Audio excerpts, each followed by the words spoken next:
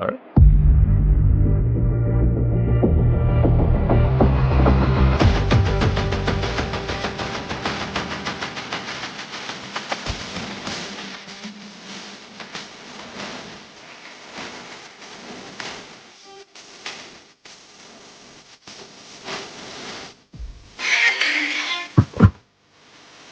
Live. Kevin Feige, you talked. Beau Demayo, you tweeted. The morning, we report. Yes, sir. Welcome all. We appreciate every single one of you guys that are currently in the chat, that are showing up, that are going to be coming in late and everything like that. We have a very, very big show for you guys today.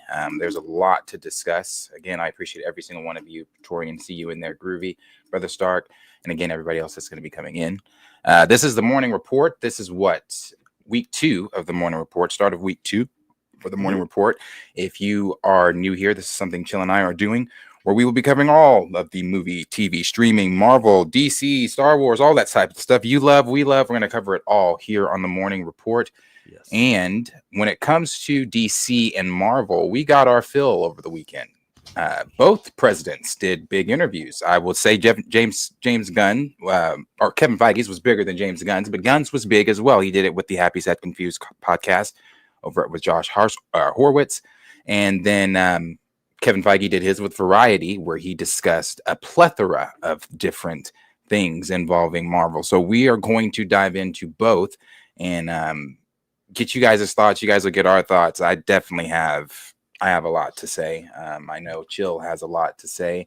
I've been watching people this morning that have had a lot to say, and I have some things to say about the things that they've had to say about it. And we'll get into it all. This is the morning report. We're here for a good time, maybe even a long time. Chill, it's been what? I haven't seen you in 2 days. It'll be a long time. I know it's going to be a long time because, oh my God.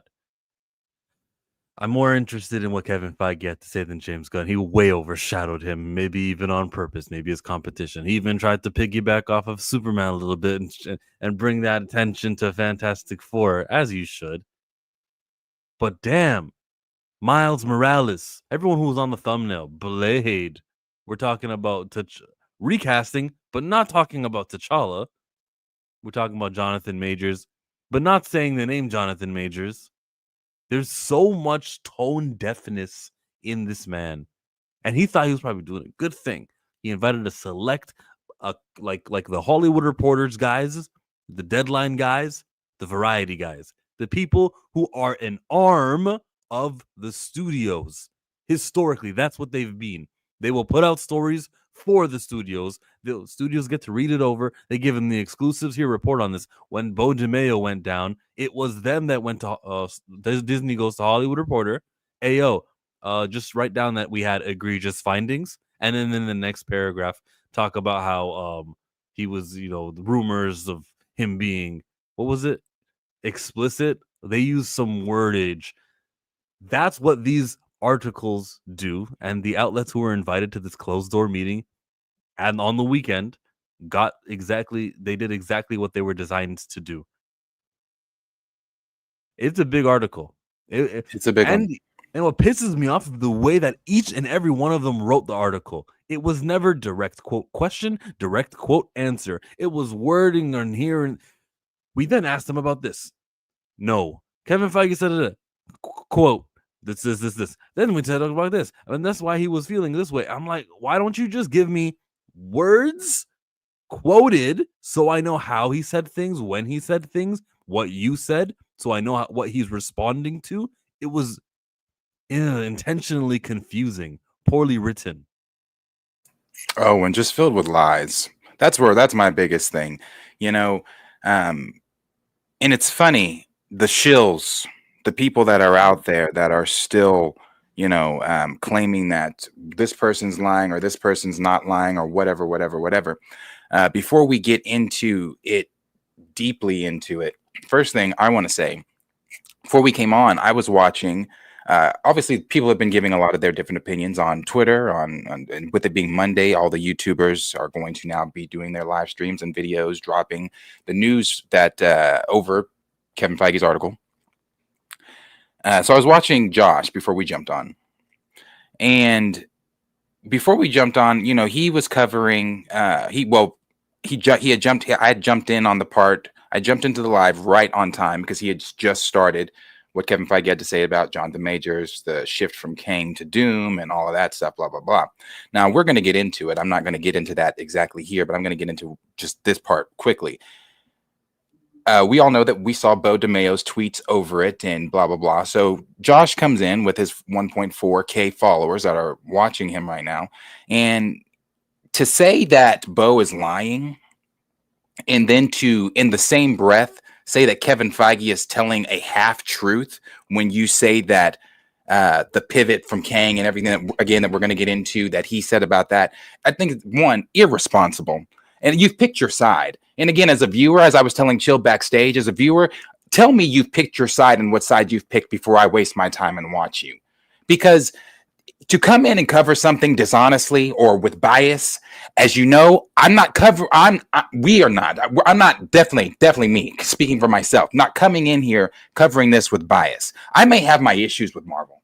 I may have my issues with Kevin Feige. I may have my issues with, recasting and this and this and that. But at the end of the day, I'm going to keep it and spit it to you 100% of every single time. Every single time. I'm not going to have my biases in there. So if you're going to have your bias in there, and you're going to be in there talking about, oh, well, this person lied, and then you're sitting there, and I get it. As YouTubers, some of us make a little bit more money, a lot more money than the rest of us on YouTube. I get it. You're getting your bills paid by Marvel, but still, at the end of the day, is there no decorum? Is there no morals? Do you not have some type of self value on what you specifically think in your own opinion?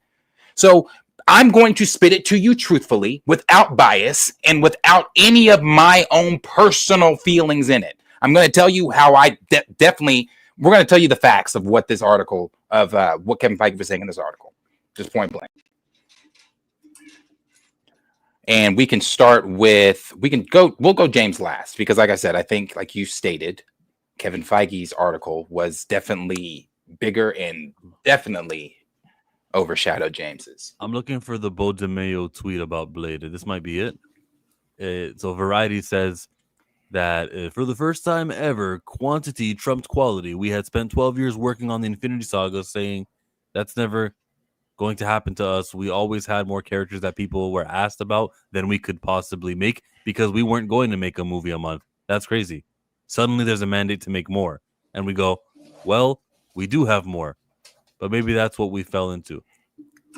If there's a mandate to make more, then Nate Moore should not have lied and said that, well, Disney told us we didn't need to make Black Panther 2.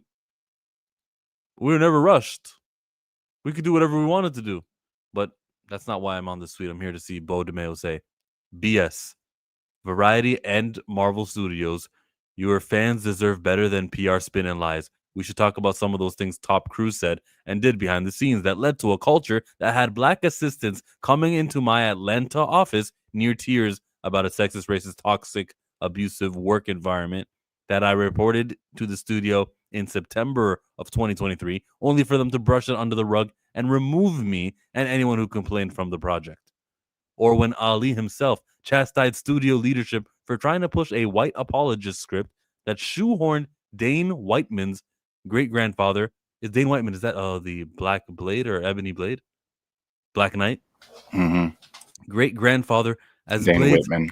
happy white woke helper through production, only to have black leads and crews speak out about racism and problematic tropes. But sure, overexpansion, Kevin. Do people really buy this BS? Ryan Coogler and Ryan Reynolds made a better Blade movie in the time it took Marvel not to make one. It's not overexpansion, it's bad leadership, bad racism, and general incompetence. That might not have been the quote I was looking for.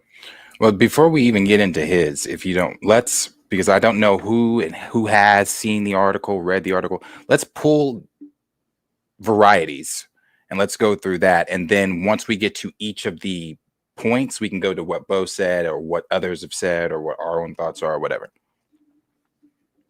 Okay. Is it sharing? It's still on Twitter. Fudge. Variety. Marvel plans to recast the They did 2 articles. Is this the one? Recast the X-Men, eventually Tony Stark after Avengers Secret Wars, but reboot is a scary word, says Kevin Feige. Is it? See, I like the way Hollywood Reporter broke it down. We can do Hollywood Reporter. That's fine. Hollywood Reporter it is. Because they actually had like bold letters and headings with each topic. Yeah. So we'll go straight to in a nondescript conference room on the very descript floor of Marvel Studios, Iron Man statues, superheroes, murals, is a padlocked door. Behind that padlocked door, a white board featuring a plan for Marvel movies spanning the next 7 years. So this is all for show, right? They want us to think of these guys as people who've got it together. They plan what we're going to put on that whiteboard for these people to come inside and look at. It's so empty to me. So teased Marvel Studios boss Kevin Feige, the producer behind the most successful run of movies in Hollywood's history, as he welcomed a select group of journalists into the same room where he first met Doctor Strange. Marvel's run has been tested of late, this year especially. Thunderbolts, Brave New World, grossed amongst the lowest totals for the company, but Feige isn't interested in your theories of superhero fatigue, which he doesn't buy as real. I agree with him. He pointed to DC Studios' Superman, which is doing strong at the box office, at least domestically. Feige said he texted filmmaker James Gunn to let him know how much he liked it. I love how you jump right into it. Feige, let me put the Feige hat on when I do Feige. Feige enthused of the film, which Gunn directed by after he helmed Guardians. You don't know who Mr. Terrific is? Tough. You'll figure it out. You don't know what this is? Just go. This is a fully fleshed out world. Even if he doesn't buy the idea of superhero fatigue, Feige, his team, have done plenty of postmortems on this year's underperforming movies and on all their movies since the massive success of Avengers Endgame. Darius, is there anything you want to say about the whole Mr. Oh, you don't know who Mr. Terrific is? All right, then. Don't worry about it. Anything you want to say about this? On this part, no. My thoughts haven't come in yet on this part. I mean, the only thing I saw on this was, no. He's right on everything he's got here. That it's a fully fleshed out world. If you don't know who Mr. Terrific is, tough. You will by the end of the movie. That's true. He's right, and on the superhero fatigue, I agree there as well. Keep that in mind for Captain Marvel too, because you don't know who Kamala Khan is. Tough. You'll just figure it out. That should have been it. Keep that in mind for Thunderbolts. You don't know who these guys are? Don't worry, you'll figure it out. As long as you have a star in the center of it, you can surround anyone beside them. That's what Superman is. And just to add, that's the quote part, and then it's just a paragraph of words. And that's why I mean by terribly written. Like, I got to read all of this just to get to the quotes. Right now, the company is prepping for the July 25 release of Fantastic Four. I don't even want to read this. One thing that Feige seems to relish is that this is a new movie, is mostly self-contained, and is in a fully fleshed out world that doesn't require the dreaded word homework. We didn't want to have the Eternals issue of, where were they? Where have they been? How come they didn't help with Thanos? He explained. We wanted them to be apart from our reality so that we didn't have to say, oh, look, they were hiding over here. Okay, makes sense. Yeah, so far, Kevin Feige? No, not bad. So that's why they're apart from our reality. They're another universe, but Chillmonger prefers movies that take place in the MCU, and so I would like for them to join. Me and Darius fought about that last week. And highlighting a 1960s aesthetic was more than just a period piece choice. It was a unique aesthetic that felt like it could absolutely be its own world, its own reality. And when we show it to audiences in the screening process that we do leading up to it, people just accept it right off the bat and feel liberated that they can just enjoy what's ahead of them. He underscored. It is no homework required. No homework required. Yeah. In a freewheeling discussion with the journalist, Feige wearing a blue Fanta. I don't give a fuck. Exit of Jonathan Majors. Here is what the Hollywood Reporter learned. Yes, Feige knows Marvel made too many movies and shows, and the other things they did wrong. From Iron Man 2008 to Endgame, Marvel produced around 50 hours of screen storytelling in the 6 years since Endgame. The number jumped to an outstanding 102 hours. That's crazy. 127 if you include animation. That's too much, Feige said. Time out. When Kevin Feige says that's too much, I want to know what the question was specifically. He's just saying that's too much. That could have been anything, right? Is he just speaking about the output, about the hours, about the where, this is why it's what I mean. Do you get it? It's how frustrating it is to know. Was someone throwing out these numbers of 102 hours or compared to 50 hours? Are someone throwing that out and then he says that's too much? Tell me what he's saying is too much. He characterized the time period after Endgame as an era of experimentation, evolution, and unfortunately expansion. And while he's proud of the experimentation, he points to series WandaVision, Loki as the best stories they've made, he admits. It's the expansion that is certainly what devalued that output. Seeing high on... Yeah, right? Hard to read. Why that's not a sentence that ended that way. Why wouldn't they just quote him completely the whole way through? Being high on success also may have pushed Marvel to readily agree to try to deliver more programming at a time when Disney and the rest of Hollywood were engaged in the streaming wars. It was a big company push, and it doesn't take too much to push us to go, people have been asking for Ms. Marvel for years, and now we can do it. Do it. All right. Kevin Feige, I remember you on stage at D23 in 2020. We got Kamala Khan. She's a Muslim, Pakistani superhero. You did not know who she was. Don't lie and start quoting yourself from the past where it doesn't... All you got to do is push us to go, people have been asking for Ms. Marvel for years and now we can do it. Do it. Don't lie to me, Kevin Feige. Oscar Isaac wants to be Moon Knight? Do it, recalled Feige. So there was a mandate that we were put in the middle of, but we also thought it'd be fun to bring these to life. Marvel had already pulled back the amount of movies and shows it makes. Some years may even only have one movie. Certainly, there will be years with only one TV show. Also, Marvel has started grinding down on budgets, with movies costing up to a third cheaper than the films from 22 and 2023. Okay, let's talk about this. Tell me how you feel about everything he's talking about with Oscar Isaac. We wanted to do something. We just greenlighted. We greenlight things here and there. Isn't that a signs of a poor leader where you just go, oh, actor wants to do it? All right, fine, we'll do it. Not weaving in Moon Knight and the ancestral plane that they have to other franchises with ancestral planes. Isn't he showing how bad of a planner he is? Yeah, you can do quantity, but at least have him know where Oscar Isaac is going to be next year and 2 years from now, and we still haven't seen him since his show. No, I mean, I agree there, but I agree there because we've talked at length before about phases 4 and 5 and how phases 4 and 5 were complete and utter shits with some diamonds shining within that shit.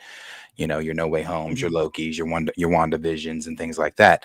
But it was more so just, Moon Knight was underwhelming.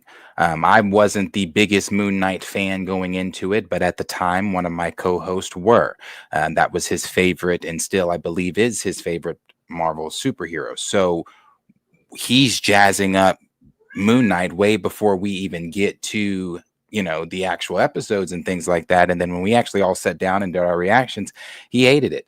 It wasn't anything like the comics or anything like that. And, one of the things that Marvel kept saying before we watched Moon Knight, hyper violent, using words like that, blah, blah, blah, and what it was going to be. Actually, so it was,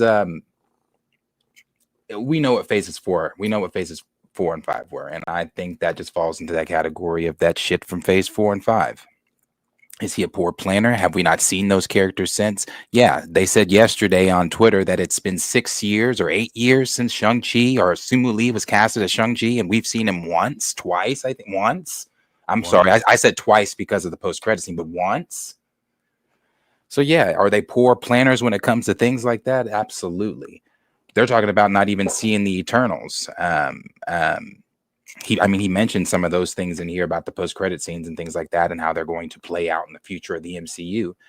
but these are characters that we still have not seen. And this is why a lot of people were saying early on, before Secret Wars, before we even knew the Russos were officially doing Secret Wars and things like that, but when we had like an idea of what the cast or Avengers could have been in Secret Wars and Doom, and at the time Kang Dynasty, no one cared about those characters because we weren't attached to those characters because of how poor phases 4 and 5 went, and because of how little we saw those characters.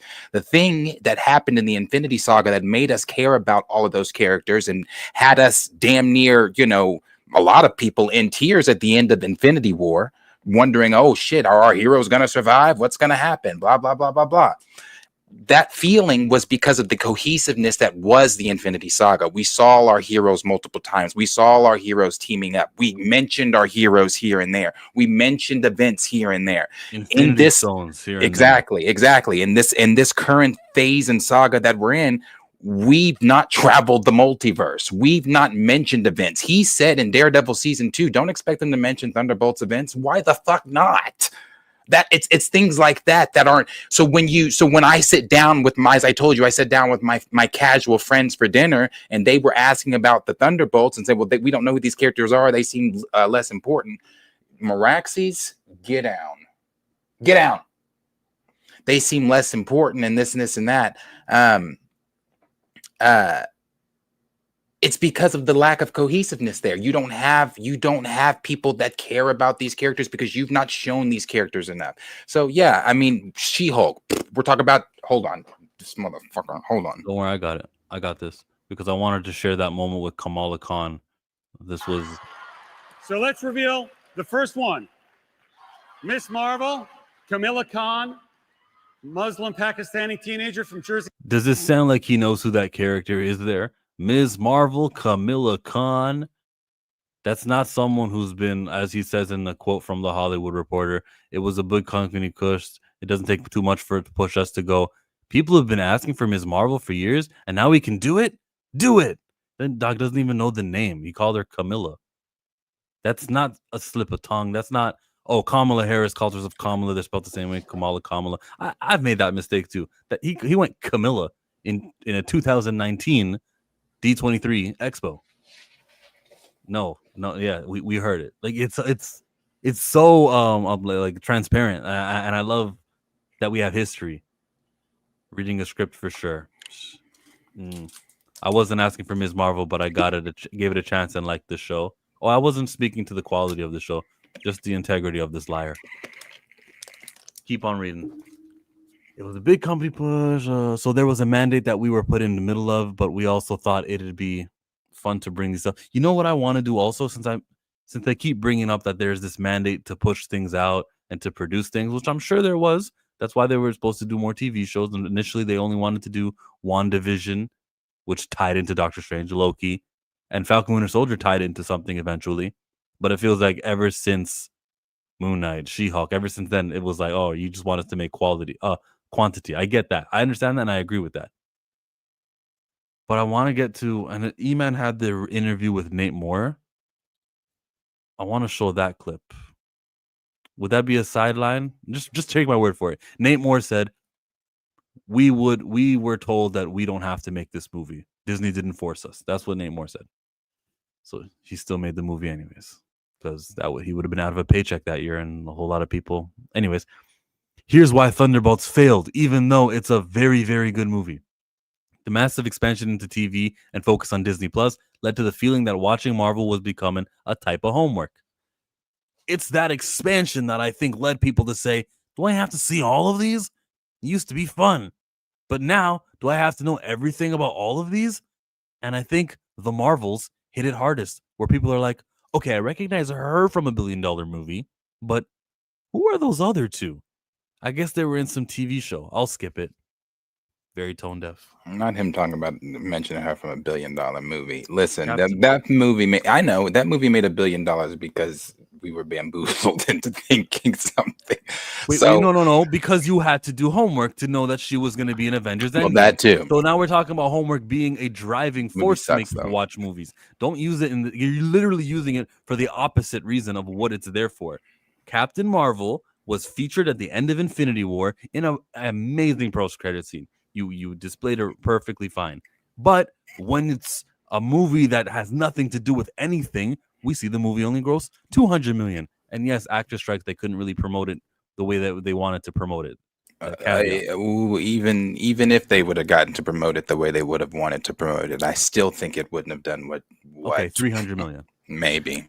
So and they didn't name it Captain Marvel either. You did so many mistakes with that. I would have called that movie Captain Marvel 2. I wouldn't have called it The Marvels and strip her of her top tier title status. But that's what homework does for you. Homework makes the customers. And when they feel like, oh, this is all part of a world, they watched Captain Marvel 1. When they kind of got tired of it by 2023 or 22, when that movie came out. But by the time we kind of were like over this Marvel thing and didn't feel like it was all necessary, we stopped watching. So don't say homework is the reason why. No, bro. Deadpool 3 was successful because of Deadpool 1 and 2. That's how things work historically. Anyone disagree with me? If there's a counter opinion in the live chat, we've been kind of neglecting them. Anyone want to say anything? Dre was here earlier. He was streaming. He even shouted us out. I liked Ms. Marvel and I liked Moon Knight, and they were crazy off from the entire overall vision of the multiverse. He is in a bubble. He needs to talk to random people in a store that don't know him and see what they say. What I get from casuals is they're tired of comic book movies and too much homework, but they will watch some. I don't agree. But I don't think that casuals. We all know why people, and again, Kevin Feige refuses to say this. They might secretly talk about this behind closed doors. They just refuse to say it out in public. But it's not because people had to do homework that casuals stopped watching Marvel films. And first of all, I think that that's ridiculous anyway, to say that, hey, because you have to do homework, you have to go watch this to understand that's why casuals are like, oh geez, that's just tiring. Bullshit. That's how you started the whole universe. You had to understand this movie to watch that. You had to So everything is always connected in Marvel for 10 years. So now then the cracks started showing. It's like, oh no, it's homework. No, it wasn't homework. It was the direction they chose to go with the characters that they chose, with the stories they chose, with the directors that they had, and then everything. The Disney Plus credit scenes. The end credit scenes don't even lead to anything anymore. I could wait 6-7 minutes to watch all the names go by in black, and when it's time to see Deadpool and Wolverine, right? What do they got planned for Deadpool after this movie? I want to see what happens. And it's just a joke about how Human Torch was swearing, and that's why Cassandra Nova killed him. That it's so lame. Their decisions, yeah. I think, and like I said, I don't think casuals are sick of homework. I think it's just casuals got sick of bullshit. I mean, nobody wants. They don't want to say that. Marvel doesn't want to say that, but that's what it is. That's what it is. Just think about this. Guardians of the Galaxy was making no money in that same era. It's in that same time of nobody wanting to, people being done with Marvel's bullshit. But then once the word of mouth got out that, oh, this is some good shit. What'd that movie make? 800? 700? Yeah. The word of mouth got around and casuals went and sat down. It's not nobody wanting to do homework. It's not fatigue, and he recognizes that not being fatigue. It's the bullshit. That's what it is. Say my name, you know who I am. I'm too hot. Am I bad about that money? Break it. Thank you to Dre Max Show. I'm gonna call him Kevin B. Lion instead of Definitely. That's where Nate got it from. Yeah, callback. And you guys can check out the Dre Max Show morning streams. He was doing stuff earlier today if you want to see him explode on everything we're about to do. Hey yo, I once was a kid, all I had was a dream. More money, more problems. When I get it, I'm a pound it.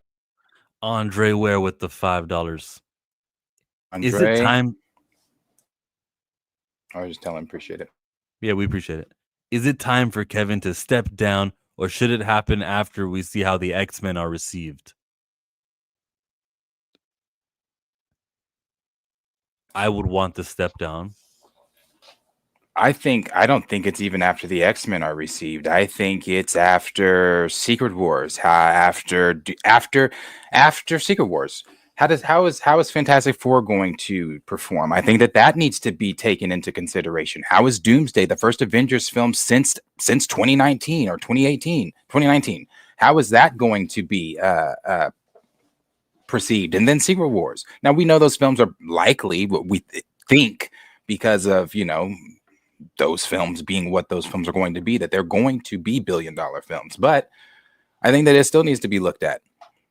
Depends on the succession plan also.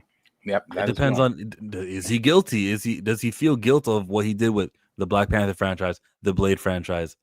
Because he's gonna promise a Blade movie here. He's like, it's not like it's off the books, according to him. But I remember Bob Iger saying, we've quietly canceled some. I remember that as well. But also in this article, he also talks about, his 2 year. He's on his 2 year contract's up in two years, but he plans to be there for the next 10 to 12.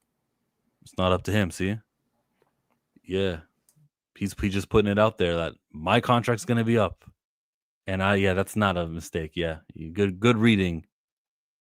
It's that expansion, blah, blah, blah, blah. I'll skip it. All right, so we get to this one. This has an effect on Thunderbolts, which featured characters that were seen on various platforms, including some only appearing on shows before hitting the big screen. Some of them were still feeling the residual effects of that notion of, I guess I had to have seen these other shows to understand who this is, Feige explained. I think if you actually saw the movie, that wouldn't be the case. And we make the movie, so that's not the case. But I think we still have to make sure the audience understands that. No bullshit. They looked at the poster and they saw D-listers. They looked at the poster they saw D-list characters. That's one.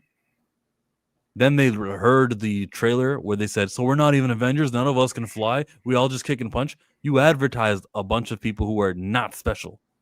Superman is advertising Superman. Hey, look up. And he flies into the sky. And you see a super dog.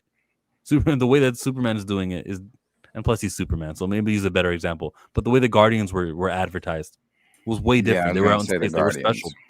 It's spaceships. The Thunderbolts are just, we just kick and punch. But I would even say, even then, again, I know some people may disagree because I saw Laddie's comment earlier saying that Thunderbolts failed because it wasn't good or didn't like the comments of saying it was good or whatever. I saw the Thunderbolts. I don't care what anybody has to say on that topic. Thunderbolts is a good film. Had this been in a different era of Marvel, Thunderbolts would have been successful. Here's the deal that I think is going on with Thunderbolts. The same thing that I said earlier. It is just the lack of care around those characters. You're looking at this. If I'm a casual and I'm not in this space like we're all in these spaces, and I'm looking at this in a time where I didn't maybe even watch the last two shows, I might have what came out before Thunderbolts, Captain America 4. I might have checked out Captain America 4. We heard the chatter around it and everything like that. I'm already checked out. So I'm looking at a poster here, and again, Black Widow was also during that cracks are showing phase. Yeah. So I'm looking at a poster of a character. Hey, I recognize him. I've seen him in Captain America. That's Bucky. That's the Winter Soldier. I think that's Black Widow's sister. I remember him. He was in the movie too. I don't remember this guy because nobody watched Winter Soldier. And then who else is in there? Ghost, her from and the girl from Ant-Man 3. I think that's the villain from Ant-Man 3. Casuals are checked out at that point. So at that point, it's not even a homework thing. It's not like there wasn't enough spectacle. It's who the fuck are they?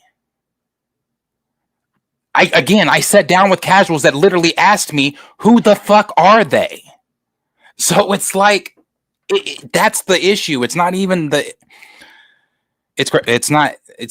you want spectacle. Obviously we want the spectacle, but if you can take a group like the Guardians and turn them into what you turn them into. Now granted, you've got a talking raccoon, a damn walking tree, Chris Pratt is Star-Lord and Gamora and everybody else, but these characters weren't boring characters personally for me when I sat down and watched them in Thunderbolts. But again, I'm watching everything. Casuals aren't watching everything. Our buddy Torian says, when Black Panther came out in 2018, Black people flocked far and wide for that movie without even having seen one MCU movie before. Not even Civil War, where he was introduced. Some didn't even see another MCU movie after it. Yeah. On the money there. And then Andre Ware adds that Thunderbolts was a good movie. I'm speaking to what they advertised. If you thought the quality of the movie was good, yeah. But like, oh yeah, no, I agree with what they advertised in this era. Yeah. No one was going to. No one, unless you've been here, no one was ever. And we preached that though. We said that before Thunderbolts even came out. No one's going to watch Thunderbolts. We all said that. Yeah, very tone deaf. Like this homework thing is crazy. The reason why we're amped for Avengers Doomsday, because the word Avengers means something to us. It's that big team up movie. We've had 4 experiences with it prior, and we enjoyed ourselves thoroughly. Even in the bad one, quote unquote, Age of Ultron, it was a good movie. So don't tell me with, I guess I had to have seen these other shows to understand who this is. No, that's not the problem. Feige is staying put at Marvel for now. No Hollywood executive stays in their chair forever. Whether it's because of a change at the top or bad runs of movies, change is inevitable. And succession is a hot topic at Disney and in Hollywood in general. Yeah, Kathleen Kennedy. Feige was a bit circumspect on long. What's that word mean? What's that word mean there? Circumference? What's that? Circumspect on how long he would stay at the company, quietly admitting he has about, quote, 2 years, a little less on his contract. One more time, the way that this is quoted, 2 years, a little less, just those 5 words out of the blue with, I don't know what he was asked. I don't know if he volunteered that. I don't know how he just quietly admitted it. That affects the message. I don't know how to take this. If he's got 2 years left, a little less than 2 years, I guess that would mean that May of freaking 2027. So after Doomsday was Secret Wars was supposed to come out initially. That was when his contract expired. They'll probably extend it for another 6 months to get to, Avengers Secret Wars in December. That's his contract. This is performance. This is a test for Kevin Feige. He'll be back. They're gonna have him back after Secret Wars. You're anticipating a good Fantastic Four, Spider-Man Brand New Day, and Doomsday Secret Wars. That's what you're anticipating. Well, again, I can't tell the future of what the box office or where people's feelings are going to be in 2026 and 2027. But if history shows anything, Spider-Man always makes $1 billion. It's a Spider-Man film, and we've heard John Bernthal has been confirmed by Kevin Feige as Punisher is going to be in it. Obviously, he said it's going to be a little tonally different. And I even said that on Twitter. I'm like, yeah, it's got to be. It doesn't have to be, but in the MCU, it's going to be. So you've got that, and then you've got, again, the first Avengers film featuring Robert Downey Jr. as Dr. Doom. The curiosity alone is going to drive people to the films. And then again, toward the end of this year, once they drop that first trailer,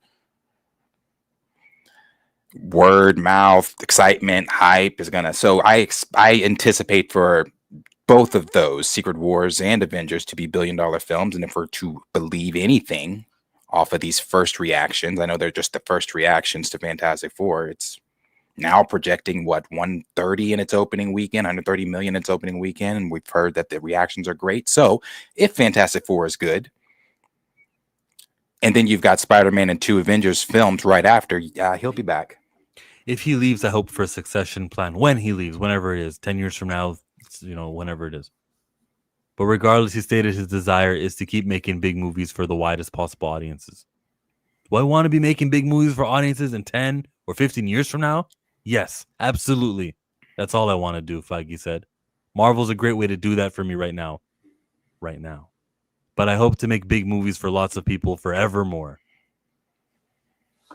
That doesn't sound like someone who's got confidence that he'll be re-signed. Marvel's a great place right now. Send him to Star Wars then. I saw that in the chat, and I mean, I don't dislike Kevin Feige I dislike him on some things, but when it comes to giving someone their flowers, is he one of the what they consider greatest producers? I think so. Yes, he is. So do I want that at Star Wars? Absolutely. So if he doesn't, go over to Star Wars. Kevin Feige addresses Jonathan Majors for the first time without talking about Majors. Marvel faced several curveballs in the last few years as it worked on its post-Endgame phases. Yes, there were real-world issues, a pandemic and Hollywood strikes. There was the tragic loss of Black Panther star Chadwick Boseman. And there was the assault conviction, reckless assault. Sorry, I hate that my mouse does that when I try to highlight a word. Reckless assault conviction of Jonathan Majors. He was not guilty of intentionally assaulting this woman, and he was not guilty of aggravated harassment of this woman. The actor who was playing villain Kang and seemed to be teed up as the next big arch nemesis for years to come. Feige never mentioned Majors by name, instead of calling him the Kang actor at one point, or the actor, or just zeroing in on Kang as a character. Darius, do you think that Kevin Feige got to read this article first before it was posted? Like, because why? What's with these quotes? Kang actor, the actor. I want to see the context of when he used the actor, when he used Kang actor.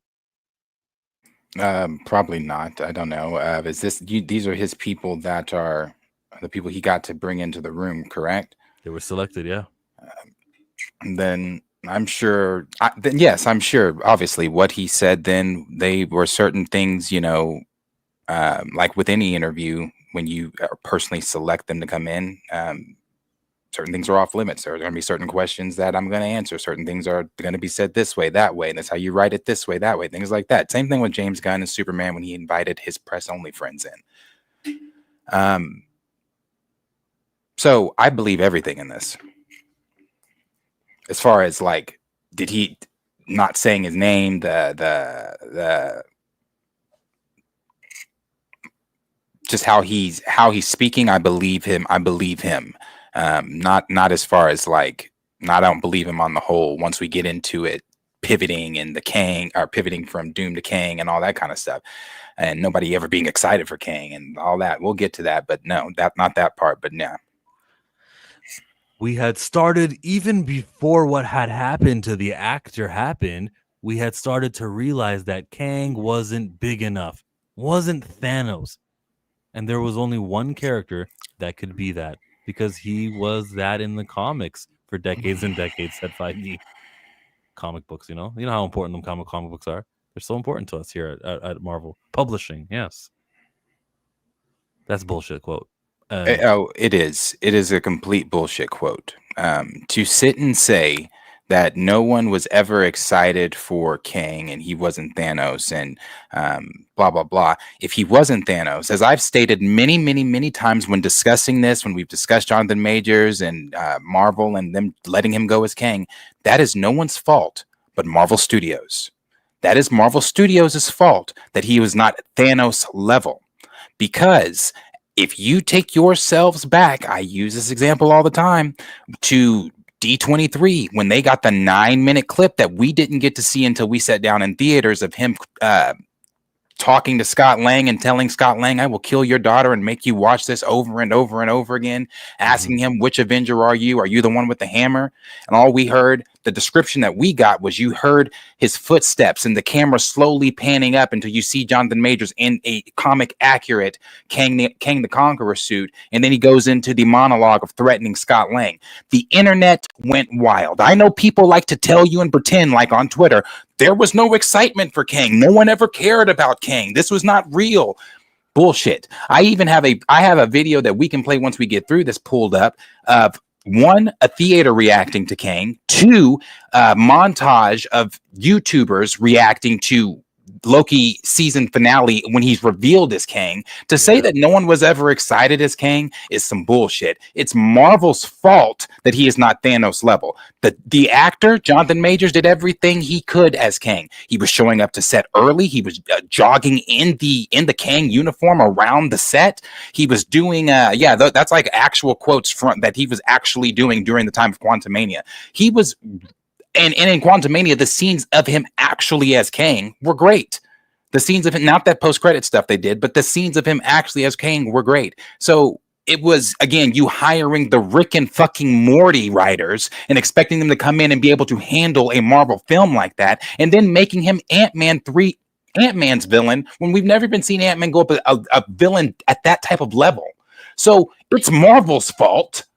We're blaming Kang, saying that nobody was ever excited for Kang. That's bullshit. It's bullshit.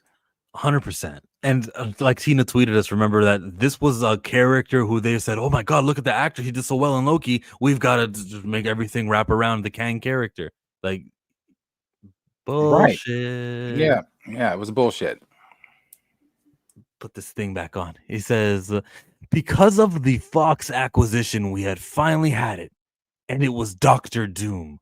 So we had started talking about Doctor Doom even before we officially pivoted from Kang. And in fact, I had started talking with Robert Downey Jr. about this audacious idea before Ant-Man 3 even came out. It was a long plan that we had to take one of our greatest characters and utilize one of our greatest actors." One other thing that pisses me off is that, yeah, he's not Thanos, right? That's what Kang isn't. Kang isn't Thanos. Doctor Doom is the only one. Aren't you planning on making movies after Doctor Doom and after Thanos? Like, you can't just say that, oh, no, there will be no other big hero. Oh, villain. There's no other big villain. Because after you guys get through Doom, you just told me that there's no other big villains. You just told me that right now. That's what you said in this quote. So what am I like? You're gonna create a new villain, aren't you? So don't hit us with that. Don't hit us with there was something better than Kang, and that's why, it was nothing to do with Kang or the performer or any of that stuff. It was just Doom was so much better, because you're gonna try to sell me, in another Avengers movie down the line, that there's another big threat. Stupid idiot. I agree. And if I just can on here, what he said here, I believe him here this I believe. Do I believe? Because I even said, I think we all said, I think the comic book community collectively said, so no Doctor Doom in Secret Wars? How does that work? How do you not do Doctor Doom in Secret Wars? If we are supposed to be adapting Jonathan Hickman's version of Secret Wars, Kang can't be the only, to where people started speculating. And we even started hearing at the time, because this was before he was convicted, we started hearing at the time from Daniel Richman, My Time to Shine. Oh no, we'll have two. It's going to be both of them, because I believe him. I believe him when he says that the Russos came to him, because remember, the Russos said they went to Feige 2 years before before Quantumania came out, and had pitched the idea of Doom to him with Robert Downey Jr. And that's when they had told him, blah blah blah blah blah. Yeah, that was before Quantumania. They revealed that, and they didn't intend to reveal that, but yeah, we can do the math. Exactly. So I do believe that, he was pitched Doctor Doom. At the time, they did not want to do Doctor Doom, but I'm sure they were also thinking to themselves, like the rest of us, how are you doing Secret Wars without Doctor Doom? So do I believe that they were going to possibly have RDJ back as Doom, but also have Jonathan Majors there as Kang? Yes, I do believe that. I believe that they were going to do that. But then once convicted and all that stuff came out, he won't even say Majors' name, now. So they're trying to stay as far away from that as possible. That's the only thing in this that I believe. Yeah, chill. Just keep the hat on. LOL. So this is a good time to get to Beau Demayo's tweet. He was quoting this one. It says, Kevin Feige talks about the decision to pivot from Kang. And it's basically what we just read, right? And so Beau tells us, in 2023, I was working on season 2 of X-Men 97. It was Kang in it. Majors was definitely who would have voiced the character. Guys, this is the showrunner. So if he says that, he's telling the truth. Just like he said that about Polaris.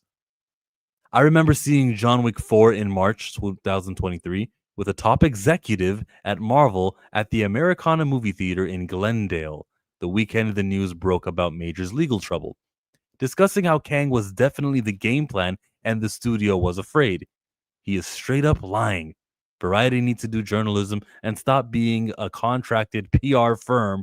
Marvel Studios' pathetic attempts at damage control. Exactly.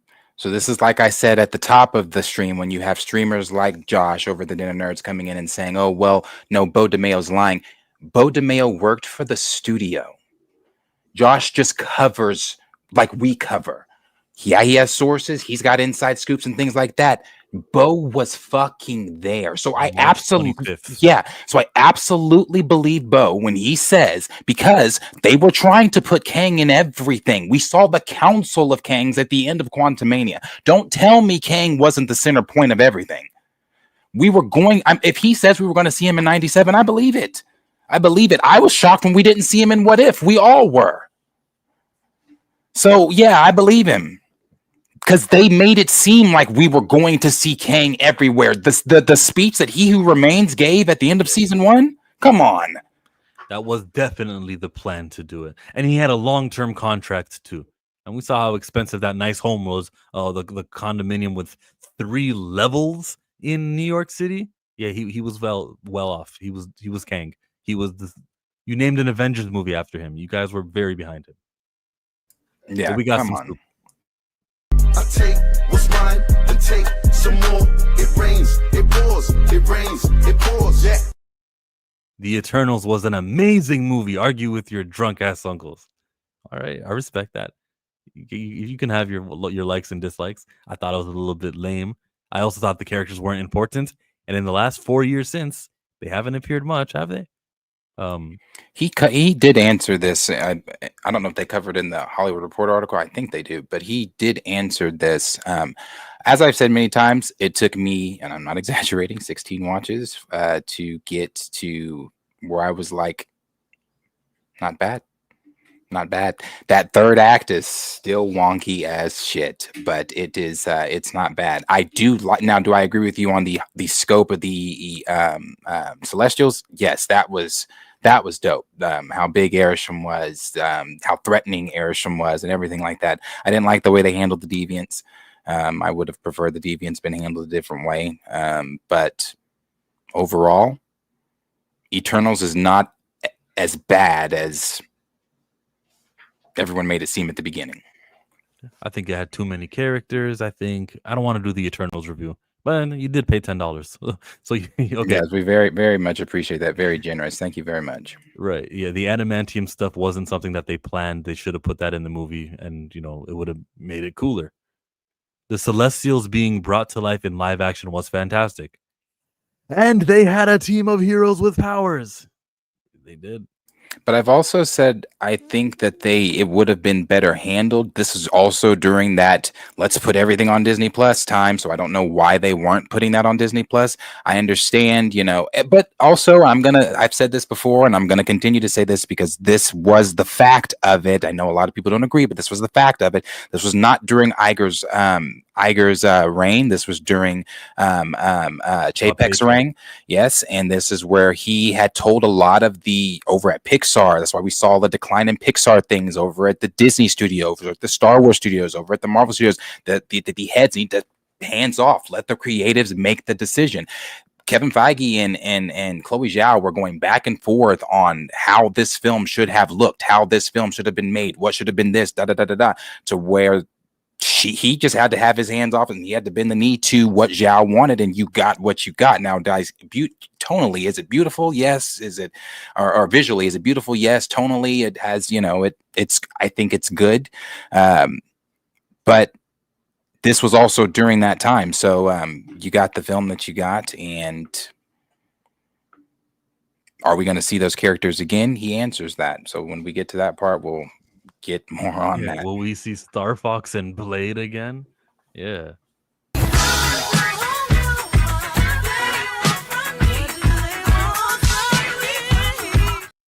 Michael Nemo, making films for the widest possible audiences. Disney will continue failing if they don't fine-tune films for the fans. Downey as Doom ain't it. And from my understanding, this was what Kevin Feige had said. I want to make sure I get his words correct here. Just to add to Michael Nemo's super again, appreciate that very much. Widest possible audiences, a dog whistle? Is it saying, we used to try to, women's audiences, black audiences, and we used to try to be that way, but no, the widest. We want them red states. They've got disposable income too. We don't want to turn them off. That's what I hear when I hear widest possible audiences.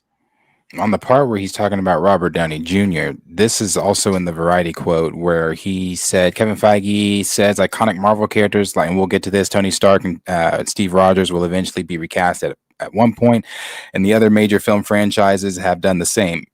He goes on to say, oh crap, is that not the right one?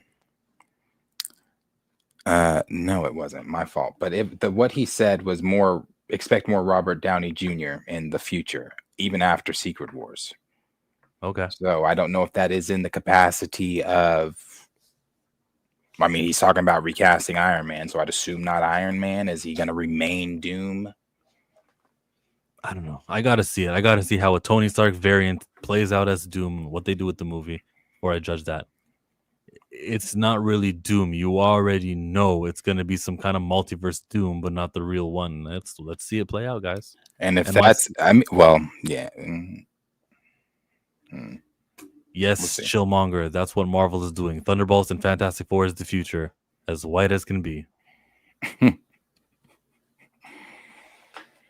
Blanco. All right. What else do you say on Kang? Because he said some more stupid shit. About the Kang actor. So, because of the Fox acquisition, we finally had it. Read this part already. Robert Downey, he's our greatest actors and utilized one of our greatest characters. Don't expect a live action Miles Morales anytime soon. Thanks a lot, Sony. Bruh, the favors that they're doing during these headlines, shifting all the blame to Sony, just like that. And the funny thing is, it's the way that they're making it seem, and the way that everybody was making it seem on Twitter. This is why you have to go beyond the headline sometimes and do a little bit more research. People on Twitter, especially the scooper type of news outlet accounts that were putting this out, were saying Marvel told to stay away from Miles Morales. Well, that's not accurate. Sony told Marvel that they would not want them to touch Miles until they have wrapped up the animated saga with him. After that, then I'm assuming live action stuff would be free, because I'm still interpreting this is coming out 2027. Secret Wars comes out 2027. I'm assuming Miles is going to be a part of Secret Wars. So if they don't want them to touch them until the animated stuff pops up, as I've said from my original theory with Beyond the Spider-Verse, when that was the announced title, he's going to break out of animation, I'm assuming here. And we're going to see Miles in live action. So I'm assuming that's when they're going to be like, hey, now free reign. We get many fans have been for years clamoring for a live action MCU appearance of Miles Morales, who headlined Spider-Verse. When asked where Marvel was in development of a live action version of the character, Kevin Feige responds, "That is nowhere." Okay. Again, I'm going to be repetitive here, but what was the question? Where's Spider-Man? Where's Miles? That is nowhere. Like, I want to know what the question was to know what he's saying that is when he says that. And added that Morales' fate was in Sony's hand. Sony has their brilliant, genius, incredible Spider-Verse animated franchise going on. And until that finishes, we've been told to stay away. They have the rights. You were not being told to stay away. You can't use them. You did not get permission from them. And I feel they shouldn't have the rights.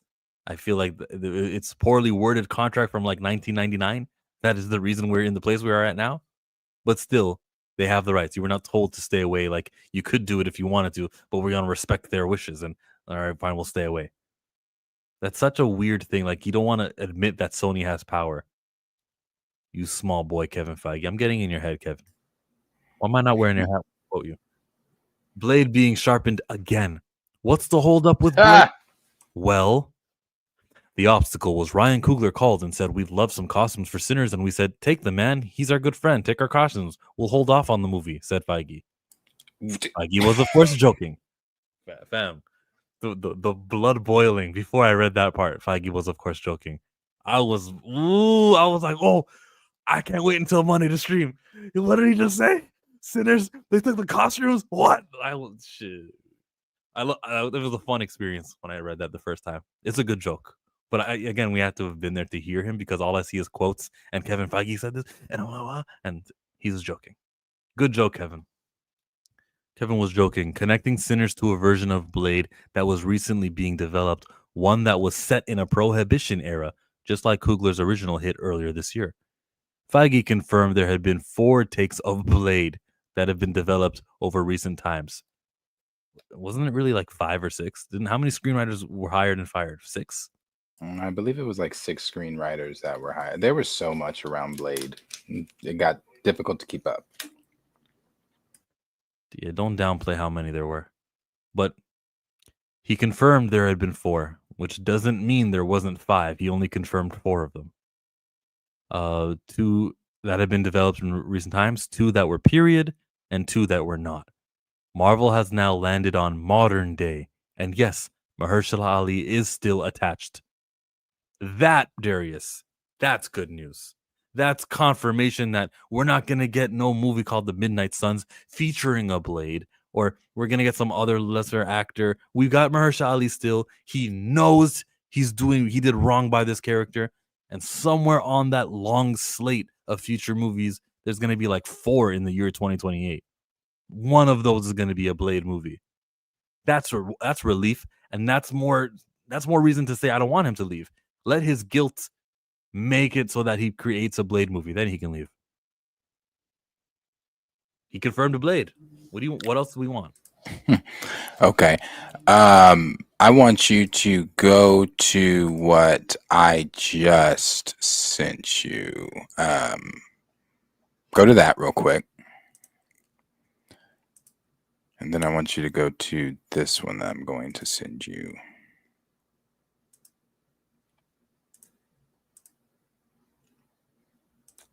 Be sure to like the stream as you wait. Mia Goth. Go to that one after. Okay. Can you speak?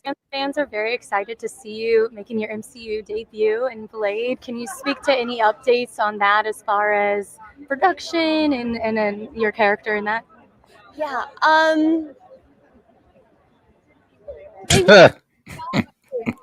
Great movie. That's the sense that I get from them, and that feels good. Yeah. Fans are very. She was part of the first screenplay and the second in the 1930s, but not the new one. That's what. She's not gonna be in the movie. Of course not. Now go to what the other video, please, really quickly. Mm-hmm. Mahershala Ali on the red carpet. This was a couple weeks ago. That video with Mia Goth was last year, 2 weeks ago. Got another action movie we're really hoping to see soon. When will you start filming Blade? Call Marvel. I'm ready. Let them know I'm ready. Amazing. Got another action. Published on April 19th, 2025, Delroy Lindo said it went off the rails. Former Blade star explains why he left the MCU. And then if you also go back here, you don't have to show this. I have this already up here. You go back to last year, again, around this time. This was Mahershala Ali's lawyer. The deal was in 2019 that the deal was done in 2019 and they still haven't shot, which is pretty much the craziest thing in my professional experience. If you would like a little perspective, Blade was first announced at San Diego Comic-Con in 2019 alongside a handful of other Marvel projects, including Doctor Strange and the Multiverse of Madness, Shang-Chi and the Legend of the Ten Rings, Hawkeye, Thor: Love and Fucking Thunder, The Marvels, Guardians of the Galaxy, Black Panther: Wakanda Forever, and more. You'll notice that all of those projects have been released, but Blade hasn't started shooting, and we're still talking about how Blade is on production. We've now got who is the writer they've got attached to it now? They've now got the John Wick guy. Is it him? I believe so. They've now got the right. I had the article up. They've now got a writer attached and everything like that, and blah blah blah. Him saying, "Contact Marvel, I'm ready," doesn't tell me I'm on board. That just, again, that's like every other vague answer since 2019 Mahershala Ali's given, because for the past 6 years, as of Saturday, because it's 6 years as of Saturday that he was announced as Blade, he hasn't known, like we, the audience, hasn't known. And as you can see and as his lawyer said, since and this is the craziest thing in her professional career that she's ever seen, nobody knows what the fuck's going on. So do I believe him here when he talks about Blade? Do I believe that is Blade gonna pop up in probably some Midnight Suns thing? What did you say he said about it? No Midnight Suns. It's gonna be a solo film. His quote was, "We landed on a modern day, and yes, Mahershala Ali is still attached." But The only thing that's quoted is landed on a modern day. Okay, so I'll share it again. Okay, Kevin Feige, there it is. Landed on a modern day. Then the person who's writing the article says, and yes, Mahershala Ali is still attached. He didn't reveal a timeline for Blade, but did say that he and Coogler have a timeline for Black Panther 3. Do you have a T'Challa for Black Panther 3? That's all I want to know. Because it's dead if it doesn't have T'Challa. And not aging up the T'Challa and saying, this is good enough. Actual T'Challa. Now, in the same quote, he said the thing about Black Panther. Because I see it here. Because of Ryan Coogler's question, the Ryan Coogler question, remember? Earlier? Yeah. Mm-hmm. I see. And then he said he didn't reveal a timeline for Blade, but says he and Coogler have a timeline for Black Panther 3. Didn't he go into a little bit? Well, not. I guess there wasn't a lot more. He just said that we know when the timeline is, and if he's telling you he doesn't, that's perfect. Okay. On that, say it again. Actually, you should go. No. Because actually, what I have to say on that is really nothing until we get to when he starts talking about other characters being recasted. Am I sharing the Deadline article? Because you can see the timeline here. That there's an untitled Marvel movie for July of 2027. That could easily be the Blade movie. I don't feel like it'll be X-Men. Maybe this February movie will be the X-Men, or it'll be Black Panther 3. Or May will be Black Panther 3 or X-Men. I bet you that February 18th will probably be Black Panther. Could be Blade also, right? It could be. It could be. Now, what did he say on the recasting part? Is that the next section here? Tonal I think actually Variety has the recasting. I don't think that they have it on this article, but I may be wrong. We'll go to we got time today. Tonal, and thank you everyone for joining us. This is the morning report. We love this. We wait for report for days like this so that we can just basically geek out with you, give our raw opinions, recall certain things from the past because the world has the internet and the internet doesn't forget. Tonal malleability is a key to Marvel's success. Yes, there will be more rated R stories.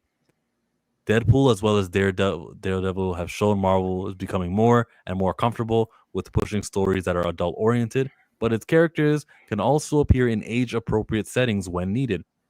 Yeah, Kevin Feige says that you can have the Green Goblin build snowmen in the animated, but he kills Aunt May. Punisher is another example. The violent vigilante played by John Bernthal is the subject of a special that began shooting last week and will air on Disney Plus next year. It's intended to be TVMA, but when Punisher is in the Spider-Man movie, it'll be a different tonality, said Feige, confirming the character is in the next Spidey film. Hey, good confirmation. An actual news item. That's cool. Punisher's in it. He's in it. Did you believe it already? Did you need him to say that? No, I didn't need him to say that. That Marvel can't keep a secret. Nothing that they do or everything they do gets out. So, we knew that. Yeah, I'm sure at D23 they'll bring John Bernthal on stage and I would have reserved it for then. Hollywood Reporter didn't need that scoop. You want to have like your actor come on stage and everyone goes crazy. So yeah, Stamina says those first two 2028 dates, they could be Black Panther 3. Releasing Blade in spring or summer seems a little odd to me, but I'm not industry, of course. I agree on the releasing Blade in spring of summer. I could, that's something I would assume, especially because since he said it's going to be modern era, I wonder if it's going to be again, that's why I say Marvel can't keep a secret. One, he just confirmed Bernthal. We knew about Bernthal a month ago, I want to say. We've also known that Blade was back on the table, but it was no longer the solo film. It's the ensemble film. So if the ensemble, and they said the ensemble film is that Midnight Suns film, so modern era. So if why he just said modern era, and if I take that with what My Time, Daniel, Alex have all said, and it's going to be that Midnight Suns, well, there you go. That's what it's going to be. Tom Holland's Spider-Man can't lead a movie by himself. Strongly disagree. Oh yeah, I disagree. Didn't Racist Punisher take out all the anti-cop stuff from Daredevil? Then it flopped. I don't know. I don't know what angle that's coming from either, laddie. I'm not sure. I didn't. The last episode I saw of Daredevil, he killed White Tiger. No. Kingpin. Foggy. No. Why am I blanking? The main damn villain. Bullseye. No, Bullseye wasn't the. Or maybe I'm mistaken on who the main villain was. Who they were advertising. Why am I blanking on his name? Come on, chat. Y'all fucking know. Y'all watched it. Muse. Thank you. I don't know why I'm blanking on Muse's name. Yes, on Muse. That was the last episode I watched, so I couldn't say. Did it feel like homework? No. Thank you for getting us. For the Marvel method. Yeah. I'm sorry because this has been said twice. Yeah, no, I said this in 2023. I said it in 2024. I'm continuing to say it in 2025. Blade as a solo film now, as I said way back then, is not happening. It was never happening. You know, Kevin Feige said when Mahershala Ali knocks on your door and says he wants to play Blade, you give him Blade. Oh, well, you gave him Blade. And we've yet to even see in the 6 years what the man would even look like. No concept art, no nothing of what he would look like. Just a voice. Are you sure you're ready for that, Mr. Whitman? That's it. So I've been said there's no Blade. So but thank you. Ben said there's no Blade. He had so little to say. Darius has memorized all his lines in the MCU. Feige still likes the flexibility of going into production without a set script. Oh boy. The Marvel method of... No, I'm sorry. Go ahead.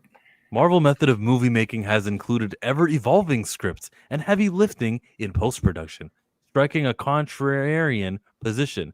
Gunn, after working at Marvel, has publicly stated that his DC studios won't begin a project without a locked script and a definite ending. So it's not James Gunn with the contrarian position. It's Kevin Feige with the heavy lifting in post-production, as you so nicely placed it.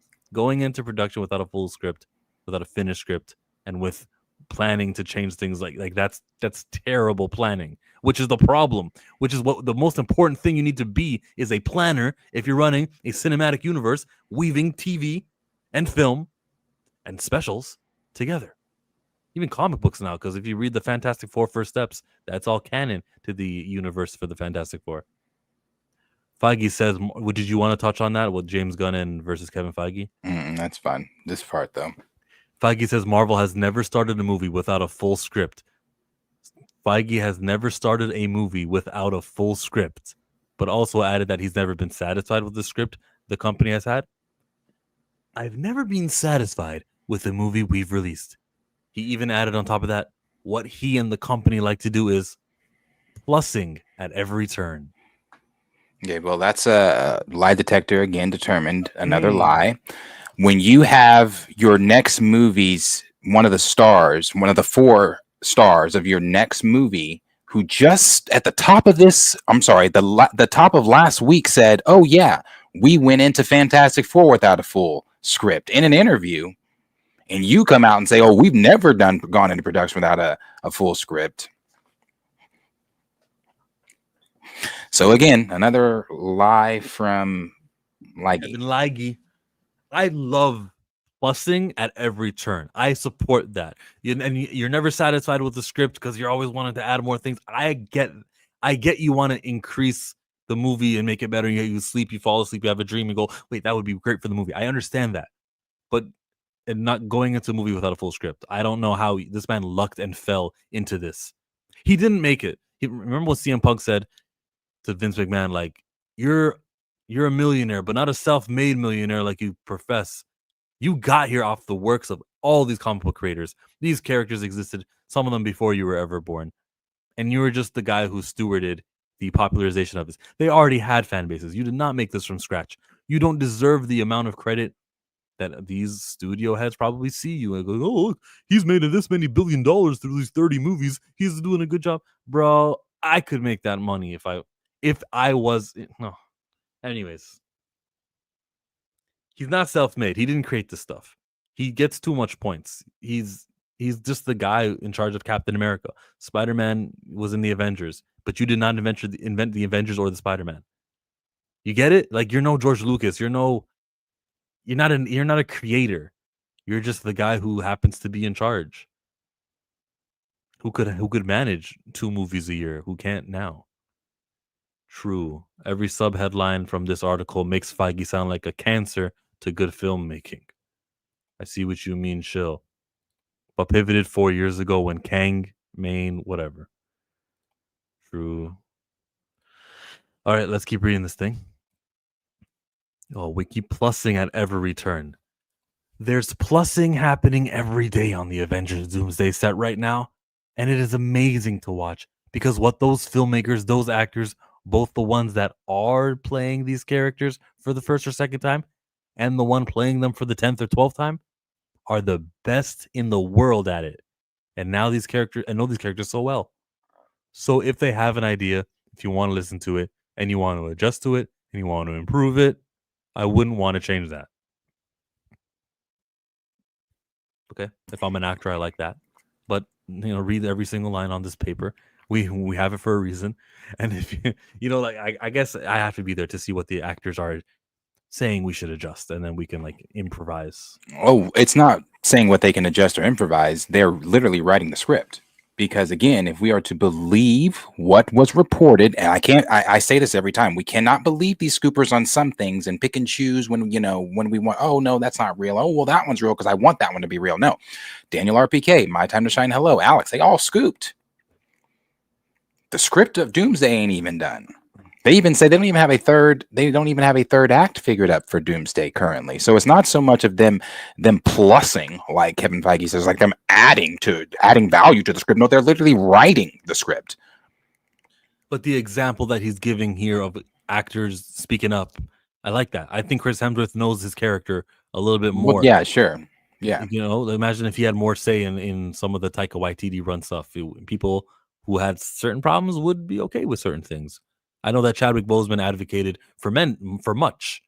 And so, listen to your actors. I'm not upset with this quote if he means what he's talking about here.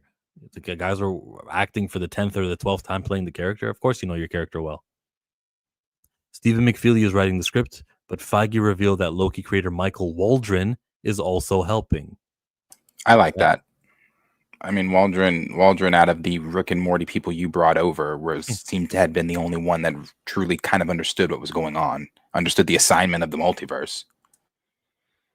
Variety are the ones who have the Marvel plans to recast the X-Men and eventually Tony Stark after Avengers Secret Wars. But reboot is a scary word, says Kevin Feige. He's kind of right. It's not. He used the word reboot when he talked about the Fantastic Four in its early press run, or when it was first announced and things like that. He uses that word. You can look at that quote up. He uses the word reboot because he said this. He's rebooting the 2015, so he's not rebooting Marvel's. The 2015 Fantastic. That's what he's rebooting. Whatever. But when you say that the word reboot is scary, and no matter whatever context you use the word reboot, is it not? How is that not scary? Oh, well, we're rebooting a franchise that has never worked ever. Is that not scary? Yeah, but the scary part of the reboot is rebooting everything from 2008, rebooting all of that and saying it all, going to phase 1 again. That's scary because, damn. We were reliant on the fan base and the history. I can agree. I agree that we can agree on that. I know what he means on that, but I'm just saying it's still the word reboot. If it's supposed to be scary to you and you're using the word for a franchise that has never worked ever, and you're still rebooting it in a time where the cracks are majorly showing and skepticism you don't really know what your box office is going to be come Friday, reboot in that context would still be scary as fuck to me, but we can get into the You're right, but Brave New World hadn't come out yet. Thunderbolts hadn't come out yet. The Captain Marvel 2 hadn't flopped yet. These movies that stunk. But by the time he decided to do Fantastic Four, which was a 2020 announcement, he didn't know that we would be in this position. I bet if he knew that those movies would make what they made, that he wouldn't have gone with Fantastic Four. Probably would have gone straight to the X-Men. The all-new X-Men are coming to Marvel Cinematic Universe, and an all-new Tony Stark will eventually join them. In a wide-ranging conversation with the press on Friday, Studios' Kevin Feige confirmed that following 2027's Secret Wars, the company will recast the superpowered mutants for its upcoming X-Men movie, directed by Drake Schreier. Many of the actors who starred in X-Men movies are reprising their roles in Doomsday, including Patrick Stewart, yada, yada, yada, yada. Doctor Strange in the Multiverse of Madness and Grammer appeared as Hank McCoy in a post-credit scene in the Marvels. In future films, however, X-Men characters appear in previous movies will be played by new actors, along with mutants making their big screen debut. Okay, big news story there. We're not going to continue with the same Cyclops with James Marsden. We're not going to continue with Hugh Jackman and everyone, right? It's brand new actors, right? Good. The decision echoes changes in the composition of the Marvel Comics following the 2015 Secret War storyline, which involved multiple timelines collapsing and reconverging, mixing up the characters of the main Marvel timeline in the process. I would have used the word universe and not timeline, but that's just me being a comic head. All right. We're utilizing that story, not just to round out the stories we've been telling post Endgame, just as importantly, and you can look at the Secret Wars comics for where that takes you. It very, very much sets us up for the future, Feige said. Endgame literally was about endgames. Secret Wars is all about beginnings. Does that make you hype? I mean, I know what Secret Wars is going to be, or supposed to be, so I mean, the concept of seeing that brought to light is exciting, yes. About Endgame being about new beginnings and all that, we'll see. It didn't land the way that he intended it to land. As much as I love them, they definitely need to let Hugh put his feet up. Yeah.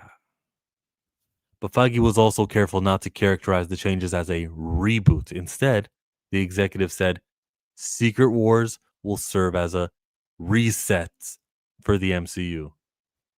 Reboot is a scary word, he said. Reboot can mean a lot of things to a lot of people. Reset, singular timeline. We're thinking along those lines. Later, he added, X-Men is where that will happen next. Dude, doesn't that confirm like the next movie after Secret Wars, that February movie is X-Men? Isn't that what that sounds like? I would assume so. I mean, that again, all the scoopers have said that's the next thing after Secret Wars is X-Men. Yeah, unless Blade happens in that February movie and it's like before Secret Wars happened. This brother. Blade is not their priority coming out of Secret Wars. If it's not even their priority in the midst of bullshit. But February is a terrible month for X-Men. No, it's really not. There's not a month that's a terrible month for X-Men. You can drop the X-Men January, February, March, April, May, June, July, August, September, October, November, December. You wanted to, and people are going to show up if it is looking like it should look. But when you have him talking about the it's not going to be the cast you think it is, well, then it gets rocky. So here's the quote. Reboot is a scary word. Reboot can mean a lot of things to a lot of people. Reset singular timeline. We're thinking along those lines. So resetting a singular timeline. So when he says resetting that's resetting the MCU's timeline then. Yeah, the universe is going to be changed. There's going to be a new normal. Oh, I see. But okay, so that goes back to what we all know then. That's what I've been saying. You know, okay, so did you already touch on that? Because my damn dog moved my camera. Did we already talk about, did you touch on the recasting of people, RDJ and all that? He hasn't said that yet. That's the next quote down there. Okay, well, I'll reserve what I was going to say for that. So again, with the reset word, fine. I'll start using the word reset instead of saying soft reboot. It's a reset, and we got to see the plot of Secret Wars. We got to see it play out and see how they, after the incursions, how they fix things and everything goes back to normal. oh, there's one timeline or whatever they'll freaking say. It'll be fixed. Molecule Man will repair things. Feige noted that the X-Men comics, with their focus on Xavier's school of gifted youngsters, naturally centered on stories about adolescent characters. They have been a place to tell stories about young people who feel different and who feel other and who feel like they don't belong, he said. That's the universal story of mutants, and that is where we're going.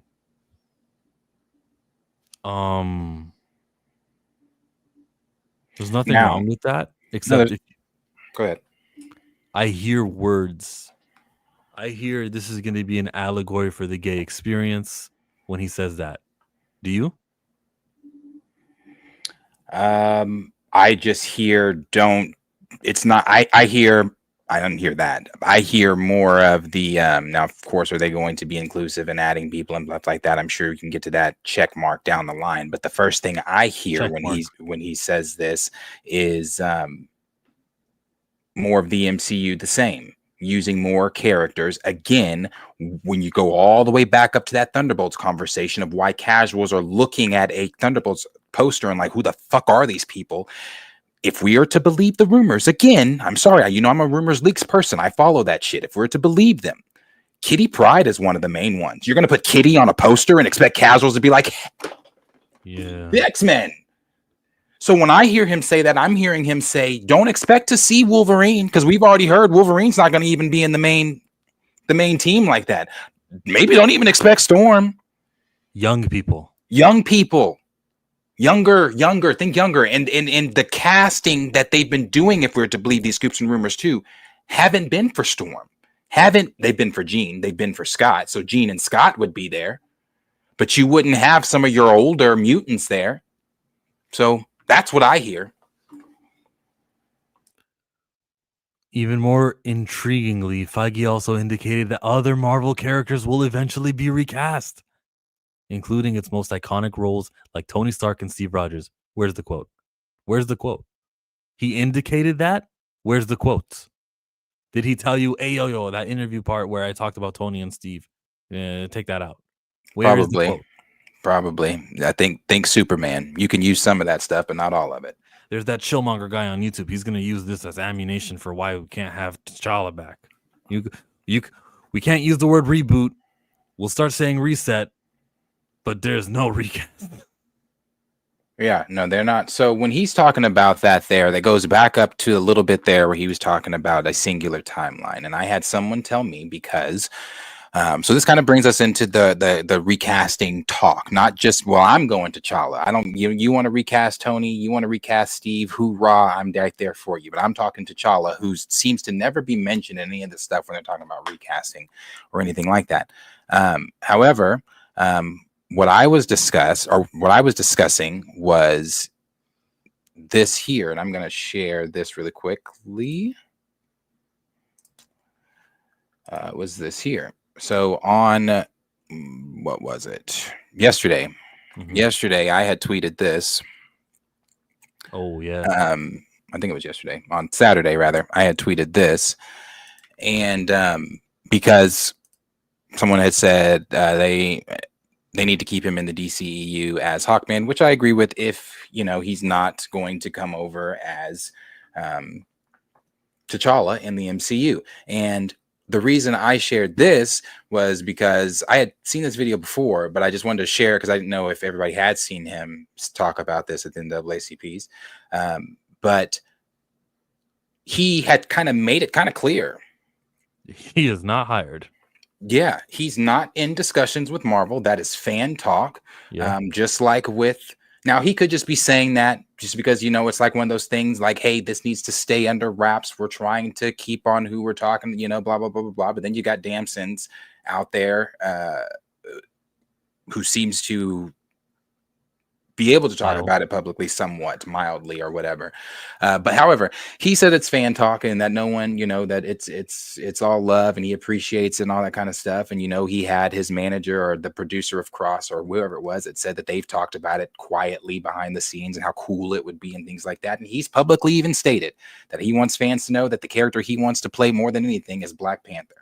T'Challa, and the interviewer specifically says T'Challa. He does not say Black Panther. Yeah, go ahead and listen to that. Your name has come up in several topics as far as replacing T'Challa in the MCU, as far as Black Panther is concerned. You being an action star and being able to showcase that version of yourself as far as an actor, do you feel like that helps opportunities? We know that as the fan. Is that Rachel Dolezal? Who's in the background right there? Being an action star and being. Huh? Okay, I'm sorry, everybody. I apologize. Anyway, he feels he seems like he's like happy to answer this T'Challa question, and then interviewer starts talking about action stars, and he's like, I don't want to answer the T'Challa part. Able to showcase that version of yourself as far as an actor, do you feel like that helps opportunities? We know that as the fans what you can do, but as far as the studios are concerned, to be able to trust you as the character, to be able to portray that on screen. Yeah, I mean, so I'll say first, all of that noise that y'all hearing is fan love. You know what I'm saying? So to the fans who have expressed their support for me, you know, in that space, to step into those shoes, I appreciate everybody. You know, we appreciate you. But it does mean a lot when you can exhibit all of who you are when it comes to what we do in this job, because oftentimes you have executives who see you one way. Their viewpoint is a bit narrow sometimes, and they get fixated on seeing you as, oh, you're this guy for this thing. All right, cool. Instead of understanding all that you are capable of. So it's on you to continually push and show people and hustle for opportunities where you get to exhibit the full spectrum of your talents and the breadth of your capabilities. So it does help in every little small thing. It could be a commercial. Every little thing helps. Well, I can definitely see you as T'Challa, by the way. But listen, thank you, man. Thank you. Cross season 2 coming fall of 2025. Positive Black representation with a capable lead, with a supporting friend, also the same guy who was the Old Spice guy. I'm on a horse. That guy is he's Isaiah, I think his name was. Yeah, I don't remember. But solid TV show. You can watch season 1 on Prime. It is good. He doesn't join a gang or do what Riri Williams was doing. It's just, you'll be happy that you saw it. And it was a good twist on the final episode. Very good twist. Aldous Hodge, support that man. Yeah, support him there, because you will not be able to support him within the MCU because those conversations are not happening. Now, here's the thing, too, that I want to say. Now, I've been told by you all that have been here and have heard me talk about this before. I've been told by my source that, hey, you be intentional on what you want. Make sure you say that you want Aldous Hodge over Damson Idris. Well, you know, you take it to the NAACPs and things like that and what Aldous is saying. Now, I'm not telling you not to continue to say that you want Aldous. I'm not telling you that. You can continue to say whatever it is you want to tweet because it's your Twitter. What I'm telling you is, and you guys know this, I've said this many, many times, I'm a realist. I look at things as they are. The only person I truly believe that, which is what I was approached with by my source at the beginning last year, at the very beginning of all this, was Damson. And I believe that that is the only person right now that they are having conversations with. Have they had conversations with other people? She dreads me, Tina, one of my friends throughout that I've met through all this. I believe she has touched on that they have met with other people, but that she believes, like the rest of us, that they have landed on Damson, and that is what they're likely going to go with. So with them likely going with Damson, that takes it back to the conversations of the kid and this and that. And even though Feige is talking about, oh, we're going to be recasting core characters, I had someone that told me on Twitter that I was making up the idea of the child, or him playing the child, and then someone said with the soft reboot, he's T'Challa, son of T'Chaka. So that now takes me back up to the singular timeline thing that Kevin Feige mentioned.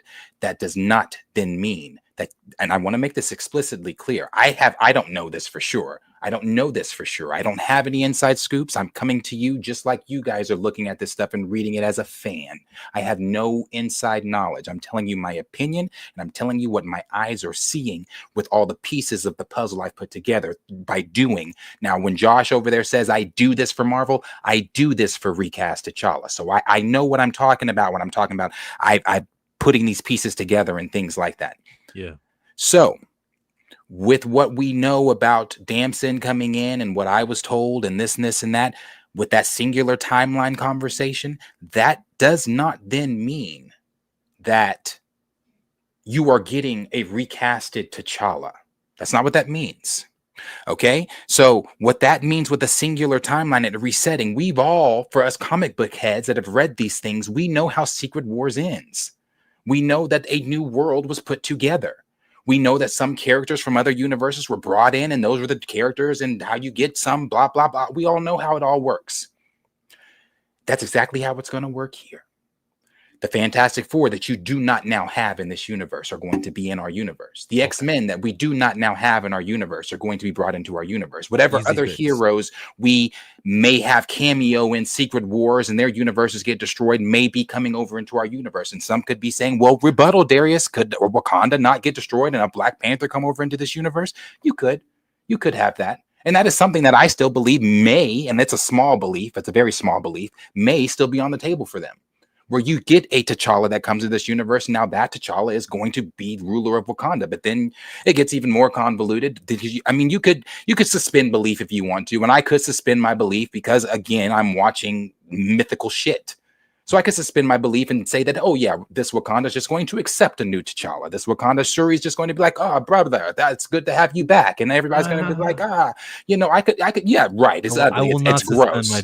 Right. I don't like it. I said I could. I said, for the sake of the conversation, I'm just saying I could. I won't, but I could. So with all that you could get another T'Challa, all that kind of stuff. Now, one of the things he said is he mentioned that Ryan Coogler knows the timeline and he knows what we're doing and blah, blah, this. One of the things that has stayed and remained the same throughout every scooper, even through my source and through others, is that child is on the table indefinitely. So what I believe and what I think is happening with the recast stuff, and I don't understand why they just won't recast the character, what neither here nor there, another conversation, is that the kid is going to be what you get. And I believe that Damson is having talks about being that kid. That's the yes, no. That's that character. Now, you would think maybe Damson, would, as I've said in other videos, it would be nice if he'd be like, oh, well, I know that the fans want me to play T'Challa, son of T'Chaka, and, blah, blah, blah. But at the end of the day, once he gets in and he gets to play gets to play T'Challa, and again, I want to make this clear too. In our bubble, in our recast space, we want this. We want this. We deserve this. Just like every other fan. If it was Iron Man or Spider-Man or Captain America or any of the other marquee household name characters, they would not hesitate to recast. It would never be a conversation of, well, let's go with someone else or their son, their nephew. I use this example. We're not getting Dr. Doom's nephew. We're not getting Dr. Doom's niece. We're not getting his son. We're getting Dr. Doom. And if we were getting anything less, these people would be rioting. So we deserve T'Challa. We deserve that. So I'm not saying to stop saying any of those, to stop saying you want the recast or stop saying any of those things. What I'm saying is, I think from what we've seen from all these people with Josh and from his streams, from if you watch John Campia, when he talks about it, he is pro recast, and some of these other things that I've even shown on stream, the masses don't think that. The masses say, you got your recast. We've got the kid. Did you not? Most of the comments always say, did you not see the post-credit scene? Even when the conversation last summer came out, got big about Aldis and them recasting the AI of Aldis came along with the conversation of them possibly recasting when Jeff Snyder said what he said and everybody else said what they said. People in the comments, the masses, were still saying what? We gotta recast. It's the kid. As long as he's playing the kid, I'm okay with that. So what I've been told from my sources, Marvel's paying attention to the conversation. Yeah, they're looking at our conversation, but the overall conversation is not our conversation. About us. Nah. So that's where the realism comes in, and I hate it. I don't want to make it seem. I think sometimes when I talk about this, I make it seem like I've settled. I'm not settled. I don't like that. I hate that. That's the thing that deters me and makes me look at what they're doing with Mr. Terrific and what they're doing with other black characters or might do with other black characters in the DCU, to where I can turn my back on the MCU if I want to. As I said, I'm invested since '08. I want to see a story fulfilled in Secret Wars. But after that shit, if I don't like and I don't sense that they're going the direction they should be going with a black character that I feel should be a household name, I can turn my back and go to DC. I don't have to watch a motherfucking thing over here. So pay attention to what's going on in the next few weeks or whatever, months and years until we get to Doomsday and Black Panther 3, which I truly believe, as this person said with the soft reboot, T'Challa, son of T'Chaka's back. No, he's not. No, that's a very bold and just point blank statement to make. No, he's not. You don't know that. I don't know that for sure. But I can tell you the pieces and the signs and that I'm looking at point to a direction that does not point to that, to him coming back. It points to that child. When you got, again, big streamers that like Josh who say that because he had an effect, he believes he had an effect on hashtag super chit being minimized in Superman, and he has an effect on decisions, and they're paying attention and watching him and other big streamers and things like that. When you have big streamers like him saying to 1.4K followers, as long as it's a male T'Challa in the mask and they still call him T'Challa, chat, are we good with that? Is that a W? And when you got W after W after W going in the chat, pay attention. It's pretty crazy. So when he's sitting here talking about recasting, eventually this and eventually that, core characters, I don't know if they consider T'Challa a core character. He might, yeah, he's a character that made them $1.3 billion. And at one point in time, I thought maybe they do consider him a core character. Household name. But the lack of respect and the major disrespect that has been put on him since 2020, and we still don't know what's going on. It's crazy. So we'll see. Yeah, and time is running out. It used to be, we don't know what they'll do. They've got so much time. Wakanda forever. They could make the movie in the blip. And there's always been these kind of deadlines, and we're able to push back. And push the deadline back. But once Secret Wars happens and the universe is repaired, fixed, there's a brand new normal, and you tell me that T'Challa is older now, that's your T'Challa now? We're not getting no Aldous Hodge. We're not like when our voices aren't being listened. It's TJ, the new BP. Yeah, I'm checked out. I'm not even. I can't. I can't. I think many people in our audience are too. Damn, you guys are on this early. Yes, this is the morning report. New thing we do. This is week 2 of it, at least. Yeah, Grand Region Threat. I think it's one of your first times being here. Wake up. Well, you got Carter Grayson that said after Secret Wars there will be another T'Challa, and again, that's just bold. That's bold, and that's you're coming in, I guess, so hard on like it, and it's like period, stop, period. There's no ... There's no question. It's just period. He's going to be recast, and I would love to know where you're coming with that information. Like, how do you know T'Challa is going to be recasted after Secret Wars? Where are you getting that information to where you can just full stop? He's going to be recasted. Because if you, if you're seeing that from everything, again, that I just laid out from 2020 to now, the disrespect that they've put on, the convoluted mental gymnastics they wanted you to do with X-Men 97 when they tried to make you say, or tried to make you believe that, no. Even in the 90s series, that wasn't him. Even when the creator of that episode, that T'Challa episode came out and said, no, that was T'Challa. I wrote that episode. What evidence points to, oh, he's coming back, they want him back? You forget, as I did not mention as in my first little spill there, Ryan still has a fucking story to tell. And if you think that after $800 million that they look at as a success for Marvel Studios after $1.3 billion of its predecessor, if you think that he's going to look at that and say, fuck that story, I feel different, my friend, I don't feel that same way. I feel different now. Let's get somebody else in here, because he once said in 2022, you could say, well, Darius' feelings could change. We just couldn't see and can't see anybody coming in and being that guy. So if you think that they're going to deviate from the story he told in 2022 to tell a different story, to just what are we going to do? Just the kid, he's just in Haiti, and then we just pick up in modern day, and now there's a new black. You're sadly mistaken.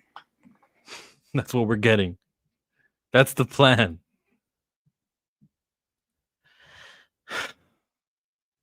Hashtag recast T'Challa. We've done it. We've done recast T'Challa trending days. We've tried. We've tried to spread the word. Concentrated efforts. We'll continue trying until it's too late to try, and then we cut. But just remember this passion, remember this fire, and remember how the public sentiment isn't where you want it to be for this character to return. That there are still Shade Room or other Instagram outlets comment section lighting up saying, TJ, T'Challa Jr., he's the one. I loved this movie. When he died, it was so awesome. Still debating if I'm paying for first steps. That's a tough, and it's a tough one. It's tough because I'm invested. I'm going. That's the thing. I'm still invested. As I said before, after Secret Wars, if I feel as if this ship with Black Panther and black characters, because it ain't just Black Panther, I can go down the list. We've gone it before. War Machine, Don Cheadle's show canceled, turned movie, then canceled. Blade never happened. Ironheart got no promotion. They didn't give a fuck about that. T'Challa is dead. Monica Rambeau's show got canceled. Okoye's show got taken off the table. I mean, I want to say, is that the bulk of the black shows? Yeah. Everybody's like, well, stop complaining. We got Brave New World, Captain America. Did you not hear them say that they're recasting though? Like yeah, they literally just said to how Steve Rogers will be back. Exactly. The quote specifically, again, it was even more intriguingly, Feige also indicated that other Marvel characters will eventually be recast, including its most iconic roles like Tony Stark and Steve Rogers. He pointed to many other film franchises that have done the same thing multiple times over. So when you tell me Sam Wilson, he's Captain America, he was in the movie, like there's some vote of confidence or like there's some future, it's always been what I call it, temporary representation. He was here. They did not uplift the Falcon brand to be on par with Black Panther, Iron Man, Hulk. They made him Captain America to keep that thing warm, and then in comes Steve Rogers with the recast. And after Secret Wars, Steve Rogers gets to return, and down goes Anthony Mackie's character. I'm right. Killmonger's right. You know what? You're right. Applies foresight. He can see the pattern from the past to inform the future. You're absolutely correct. I mean, that is a statement you stand on all the time, the temporary representation. And that is what it is. It's temporary representation. As they stated, Captain America is going to be back. I mean, you look at the poor reception that was Brave New World. Play this too, since it's kind of relevant to what we were talking about. Kevin Feige on recasting T'Challa. Chadwick Boseman was an immensely talented actor and an inspirational individual who affected all of our lives professionally and personally. His portrayal of T'Challa the Black Panther is iconic and transcends any iteration of the character in any other medium from Marvel's past. And it's for that reason that we will not recast the character. However, to honor the legacy that Chad helped us build through his portrayal of the King of Wakanda, we want to continue to explore the world of Wakanda. Why don't they continue to explore the world of Iron or the world of Captains? You know, we're going to continue America. It doesn't work that way. Take every word he said and just apply it to the top black character in the history of cinema. Are we going to act like he didn't say it? Are we going to act like Robert Downey Jr. and Steve Rogers are not immensely talented? That they're iconic? That they transcend any iteration of the characters that we've ever seen in the past? No, we can't act like that, because all of that is true for the Steve Rogers character and for the Tony Stark character. But we're only applying it to T'Challa to gatekeep T'Challa. See, this to block T'Challa, absolutely. We're gonna implement these rules. You know, when you're too great and you do better and you're an inspiration, and when you're this actor who transcends and you're black, you can't use you anymore. That's your character. That's it. But when you're white, we can make you Dr. Doom now. We can use you in Human Torch. You'd be a great cameo for Deadpool. That's the difference here. It's a double standard that's crazy, and it's right in front of my eyes. It's right in front of our faces, the way that they treat T'Challa compared to they treat Steve Rogers and Tony Stark and Hugh Jackman as the Wolverine. They're all being recast. Exactly. And again, they're going to tell you, and I'm just, I really want to be wrong. I do. But I fear what's going to end up happening is they're going to tell you your recast is, no matter the conversations that E-Man has had with the Russos, no matter the conversations that have been seen with his widow on the podcast that she said, no matter what his brother has said, those things, I don't think they're taking that into account because, again, they don't care.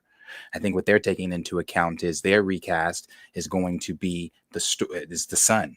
That's your recast. And as long as it is a male Panther, that I keep running with that just because that just seems to be the narrative of the casual experience with this. As long as it is a male Black Panther, because I feel like Shuri, they never cared about Shuri to begin with. It was just the argument to rebut the recast crowd at the time of Wakanda Forever. Oh, you're a misogynist. No one's getting called a misogynist in 2025 when you talk about recast T'Challa. If you're still getting called a misogynist, that's crazy. Maybe you are. But in 2025, no one's using that as a rebuttal to the recast crowd. You're not even hearing Shuri as a rebuttal to the recast crowd. So I don't think it was ever a thing about caring about Shuri. As long as they get that male Black Panther, because now you're seeing the tide shifted a little bit, especially when Jeff talked. A lot of people, like we talked about over at New Rockstars, that were so anti recast T'Challa, were then saying, oh, what do you guys think? Let's recast T'Challa, chat, blah, blah, blah. We're now pro recast. So now you have a lot of people that are pro recast T'Challa that are but with that, I think again, is that male conversation where it's like, hey, that's a male face in there. It's a male Black Panther. He's T'Challa. They're not gonna, and in the MCU, it's not gonna be a thing where they're calling him in the mask Toussaint. It's not gonna be in the thing where they're calling him in the mask T'Challa Jr. They're going to call him T'Challa. New rock stars still have not unbanned the word T'Challa from their comment section. So don't hit me with let's ask our audience, how do you feel? How many times has the Joker been recast too? Well, when Heath Ledger died, he wasn't iconic. He didn't transcend any iteration of the character before. That's why. And I know Chill's being facetious. But yes, for true. Like how many characters, how many Jokers have we had? I mean, we're going to get a new one with this new DC universe. And we'll have two of them at the same time, actually, because you'll have the one in Reeves's universe, and you're going to have the one in the DC universe. So you'll have two of each Batman character is going to be in each universe. Oh, yeah. Darius and Chill, what is it about T'Challa? Why are they treating him this way? I don't know. I'll get back to you on that. Oh no, you said it right. I'll get black to you on that one. There it is. It's I've said this before, and I'll say it again if there's new viewers. It's terrifying to them. Terrifying. The $1.3 billion they love. That doesn't have color. That's green. They see that. That's green. That lines our pockets. Mm-hmm. But when you sit that educated Black man on a throne of an uncolonized nation, of the most technologically advanced nation in the Marvel Cinematic Universe with the Galactic Empire, he is proficient in almost every form of martial arts. He has correct me if I'm wrong, 7, 8 PhDs. The man is the protector of his country, and he's an Avenger, and he's badass. The most precious metal in the world can only come from within his nation. Used to be until adamantium. Well, yeah, until you change. Well, not only that, Namor and them got vibranium too. I digress. Oh, damn! Did they make him less special? Yeah. I digress. So yeah, of course, that's terrifying. And then when you have that coupled with that was fine alone in the comics. It was like, oh, okay, just readers are seeing that. But then when you have the most successful cinematic universe in the world that puts that spotlight of Marvel's first $1.3 billion, and then the Black folks are going to see it in droves. I saw it 16 times in theaters. 16 times, not an exaggeration. 16 times in theaters. I took my basketball team. For those of you that don't know, I coached AAU basketball. I was a part of the Nike Pro Skills program. We took our program and rented out 2 different theaters to have the boys and go see that film. It was a cultural phenomenon. That's terrifying. When you got white kids wanting to dress up as the Black Panther for Halloween, That's terrifying. You got black kids wanting to be T'Challa. That's terrifying. You got I'm sorry, white kids, and you got black kids from Derek Bozeman, his brother, saying in an interview that his nephew or his son that wanted not to be a warrior, not to be the Black Panther, not to be a part of the Dora Milaje, but he wanted to grow up to be a scientist after seeing Black Panther.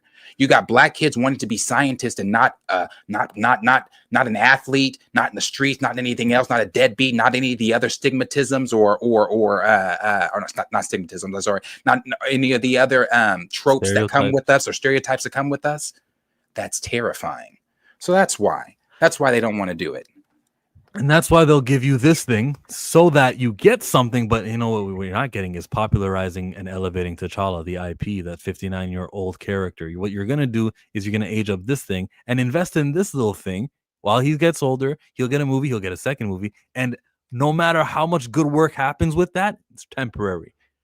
He'll never exist in a reboot again. Nakia will not have a son in the new movies from 30 years from now when we're doing Black Panther. They'll start over with T'Challa, hopefully, if they even do T'Challa movies. It's a trick. That's what T'Child represents to me, at least. It's a dead end. It's a fake character. It's a depreciating asset rather than an investment, to put it into a real estate terms. Reject the T'Child with your heart, with your soul, with your mind. Let's keep reading some of these things because we've been live for 2 hours and I think we're going to hit that 3-hour mark, probably pass it. I got nowhere to be, by the way. So yeah, we can do this as long as we need to do it. We haven't got, that's in this too, where he starts talking about DEI and diversity and all that. Is that in this? That's in the Variety quote? Marvel outside your window, all that shit. F for DEI. That's not in this article, but okay. We'll pull that up because he talked about Marvel outside your window, DEI, and all that type of shit. Sorry. White kids dressing up as Black Panther for Halloween. Yeah, a normalized part of the superhero zeitgeist. Well, can't have that. Nah. Here, take his sister. Take hot potato it to Child. Hot potato it to someone else. I don't know. Let's throw in another black superhero like War Machine. They didn't even do that eventually. Okay, to Junior is a token gestured made flesh, kinda. T'Challa is the Batman of Marvel. Yeah, totally. So let's reboot is a scary word.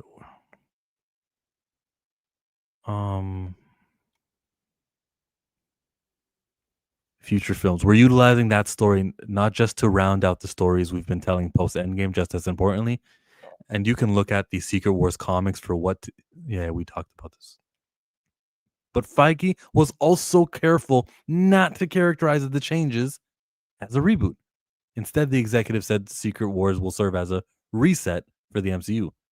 Reboot's a scary word. Reboot can mean a lot of things to a lot of people. Reset, singular timeline. We're thinking along those lines. Later, he added, X-Men is where that will happen next. Feige noted that the X-Men comics, with their focus on Xavier's school, they have been a place to tell stories about young people who feel different and who feel other and who feel like they don't belong. That's the universal story of mutants, and that is where we're going. Okay, young people.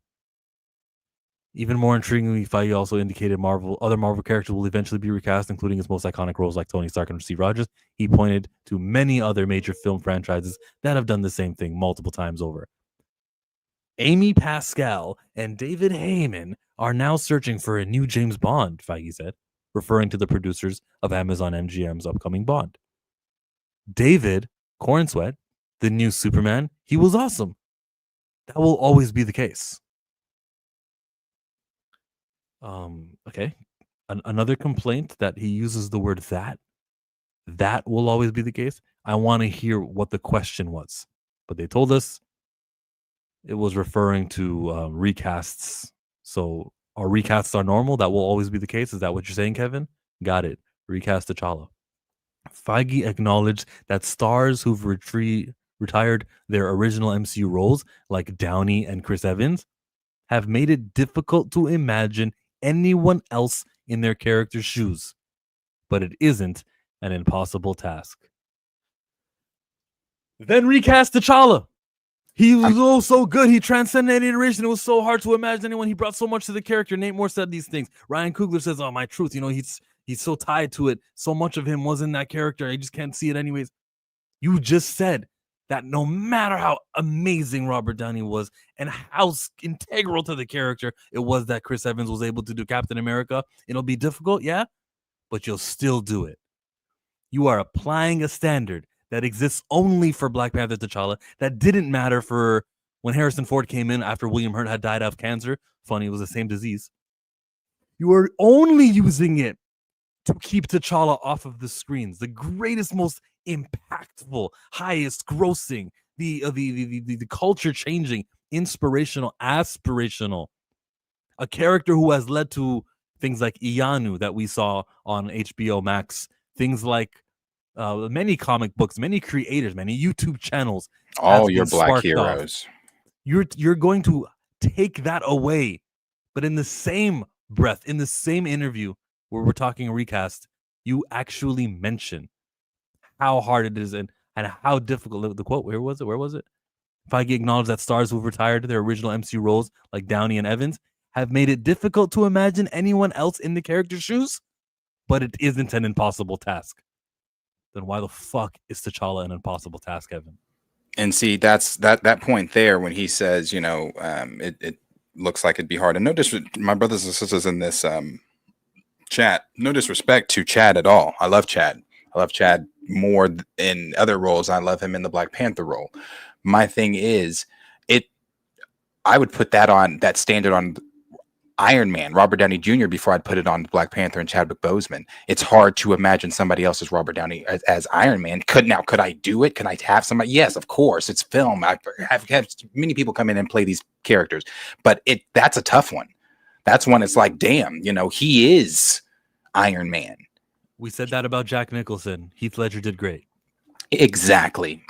And I was one of them. I remember when Dark Knight came out, I criticized the casting of Heath Ledger. I criticized the very first poster that we saw, the Why So Serious with him blurred in the back.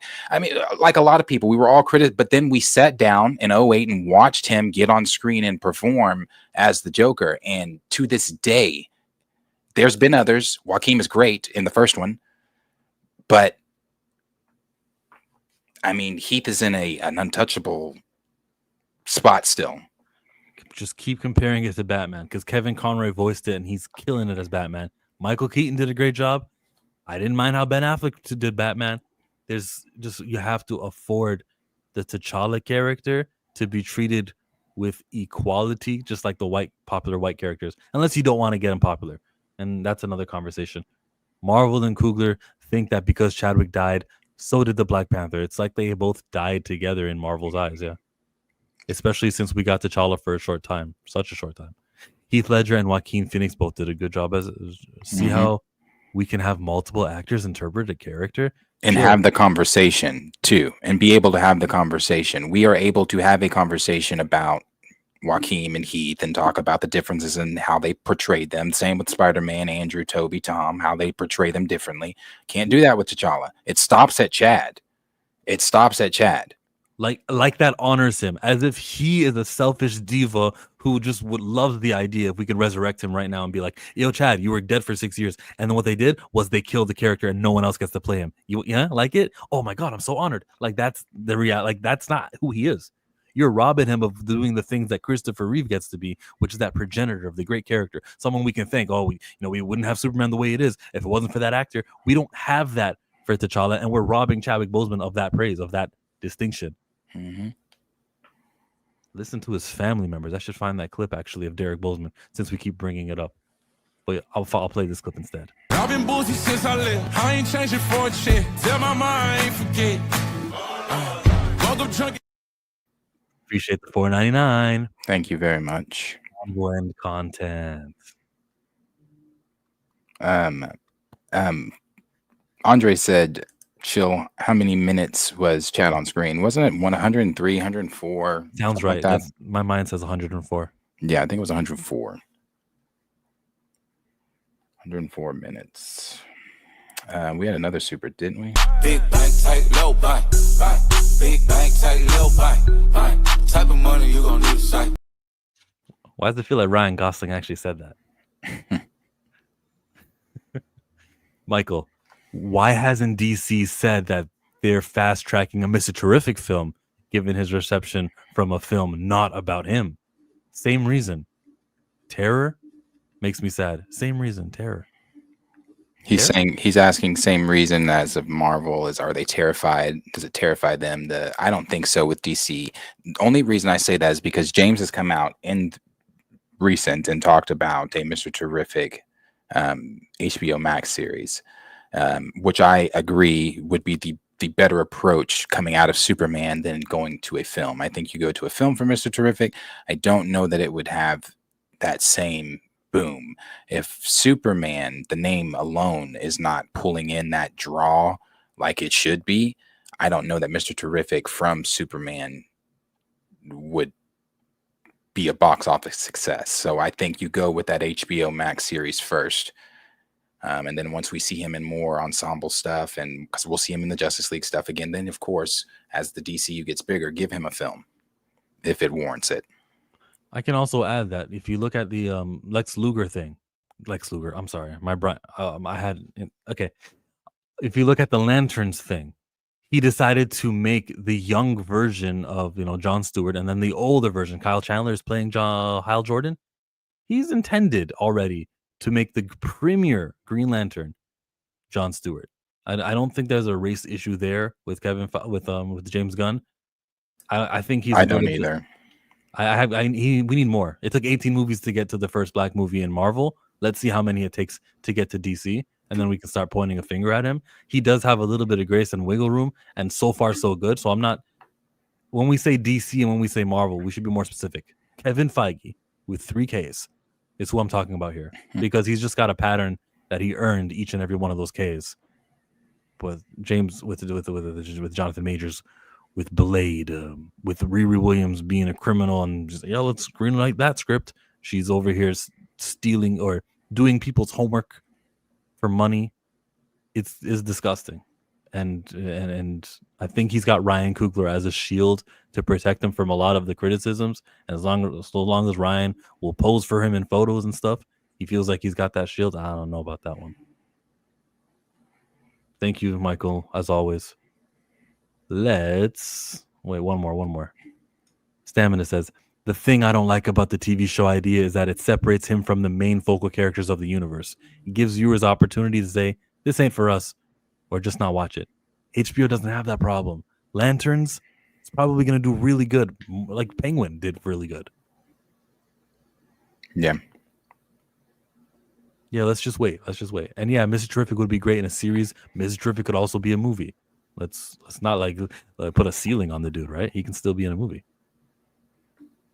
Feige acknowledged stars over. Yeah. It isn't an impossible task.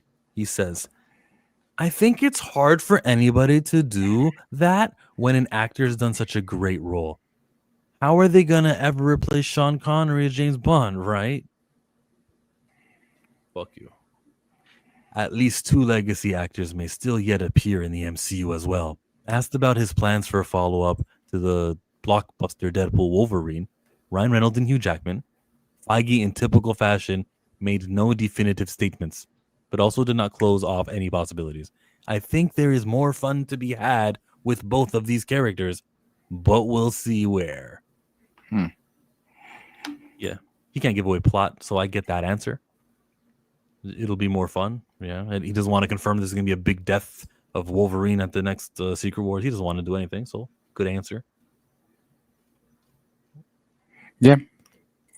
He like I said, that article, the whole thing, there's a lot of, there's some things, obviously the last half of it there talking about Deadpool Wolverine. Sure, that's nothing you can really touch on there outside of, I'm sure we'll see them in Doomsday or Secret Wars. But the other stuff there, a lot of ass covering and lies. And then, like I said, I think a lot of people have sifted through that online. I see a lot of people, especially on the Jonathan Majors conversation, retweeting that in Majors' favor. Even even though on Twitter there are still dumbass people that are still running with the rhetoric that he is a womanizer and this and this and that and blah blah blah blah blah. What I've seen since this is more so in the favor of no, that's not what the plan was, or why is he lying about Kang and da da da da da da da. So yeah, the whole article. You gotta love the part. I think it's hard for anybody to do that when an actor has done such a great role. How are they ever going to replace Sean Connery and James Bond, right? How? Yeah, it's just, how do you do it, bro? How do you do it? Right. So again, that kind of leans toward, even though Feige wasn't one of the ones in the room with Nate Moore and Kevin and Ryan Coogler when they made the decision, it kind of lets you know where he kind of stood on it, though. No.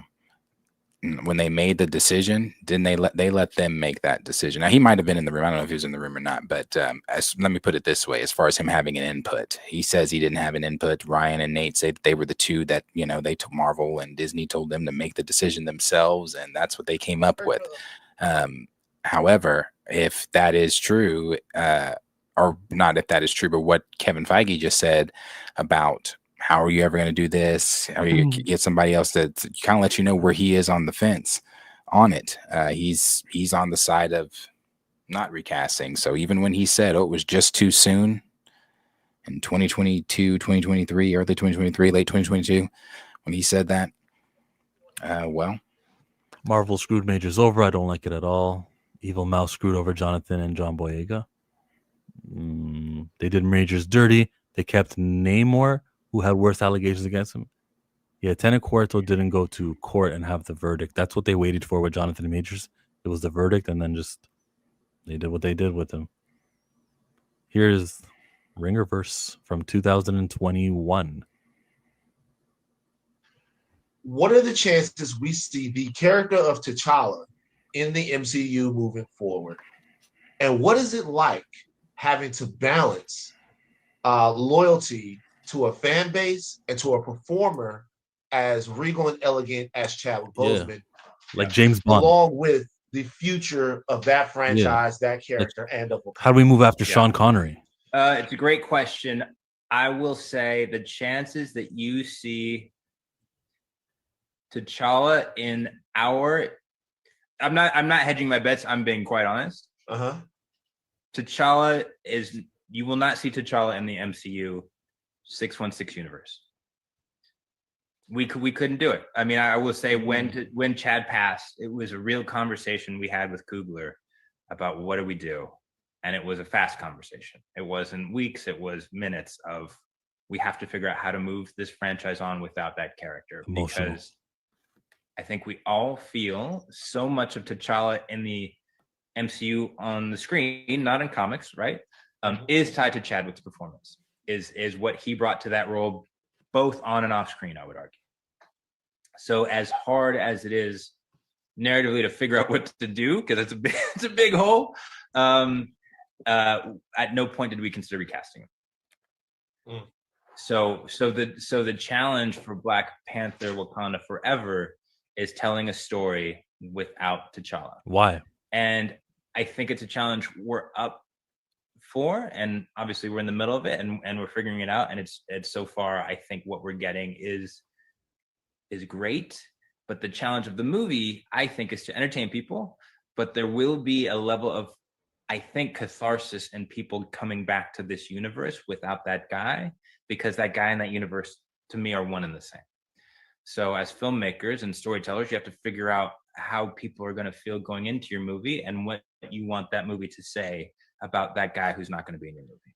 Yeah, but Sean Connery is one of the same with James Bond, right?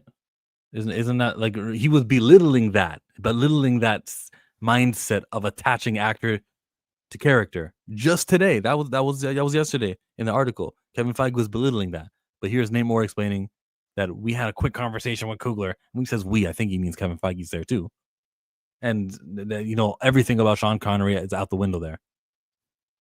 We have internet, bro. We got the receipts. We have our memory. We are not foolish.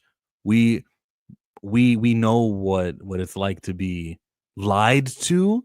We know what it's like when it's not fair, when it's unequal. Lying ass Nate Moore, glad he's gone. So the main Marvel universe will have T'Challa's son as Black Panther. I don't know. He called it Earth 616. Sometimes they call it timelines. It's a new normal after Secret Wars. Nothing needs to be the same. Literally creating universes in this movie. So at the end of the movie, T'Challa can be back. It's just, will they do it? One name, Christopher Reeve. It's both the lying and gaslighting. We have the clips. They exist. You can go to hear Ryan Coogler talk about his truth. Should we do that? Is that worth going to right now? That no one else can play it? You could go listen to episode 1 of the Wakanda Forever podcast, where Coates is interviewing Coogler, and they say that these quotes exist. And the Variety article, the first one that we went through, we'll go through the second one now, just so that we make sure we hit everything. Some might repeat what we read from Hollywood Reporter, but we'll go through the second one now. I didn't even share the screen. Did you want to share something? I see you moving on the left. No? No. Kevin Feige on Marvel Studios' future, focusing on lower budgets, less TV, more Robert Downey Jr. Look at Superman. It's clearly not superhero fatigue. And yes, this was on July 20. This was from yesterday. This is the second one that Variety has made. Angela, wait, let me get the view right. Hold on. Can we get the words on the left so that we're on the right? Fudge. All right, we'll do it this way. Angela left you in here as a test to see who would try to break the lock there. Kevin Feige was teasing a small group of journalists, including from Variety, while sitting at one end of the most storied conference rooms in Hollywood. Can we just skip to the article? Here. It's traditionally a 5-year plan, he said. I think it goes to 2032 right now. Bam. He's got a plan to 2032. There's 4 movies in 2028. There could be 3 or 4 movies in 9, 30, 31, and 32. That's crazy. That's crazy. He's like, he could leave after this 2 years, but all those movies are going to be in production. And his stupid ideas, his stupid decision making, his judgment is so poor that I'm kind of worried. Though it hasn't been quite 7 years since he last did this, it's still rare for Feige giving interviews of this length and candor. But after some ice-breaking small talk in which Marvel's chief creative officer shared his thoughts on DC Studio Superman, more on that in a bit, Feige made clear why he's spending the Friday before the premiere of Fantastic Four First Steps, the 37th film, speaking on the record. We produced 50 hours of stories between 2007 and 2019, Feige said. But in the 6 years since Endgame concluded the Infinity Saga, we've had well over 100 hours of stories in half the time. That's too much. In fact, including animation, Marvel's multiverse saga spans 127 hours of content. After Endgame, Feige said the company entered into a period of experimentation and evolution of the kinds of movies it was making, leading to projects like Eternals and Shang-Chi and The Legend of the Ten Rings. I've always thought if you take success and don't experiment with it and don't risk with it, it's not worth it, he said. What we also ended up focusing on because of Disney Plus was expansion. And it's that expansion that I think led people to say, it used to be fun, but now I have to know everything about all of these.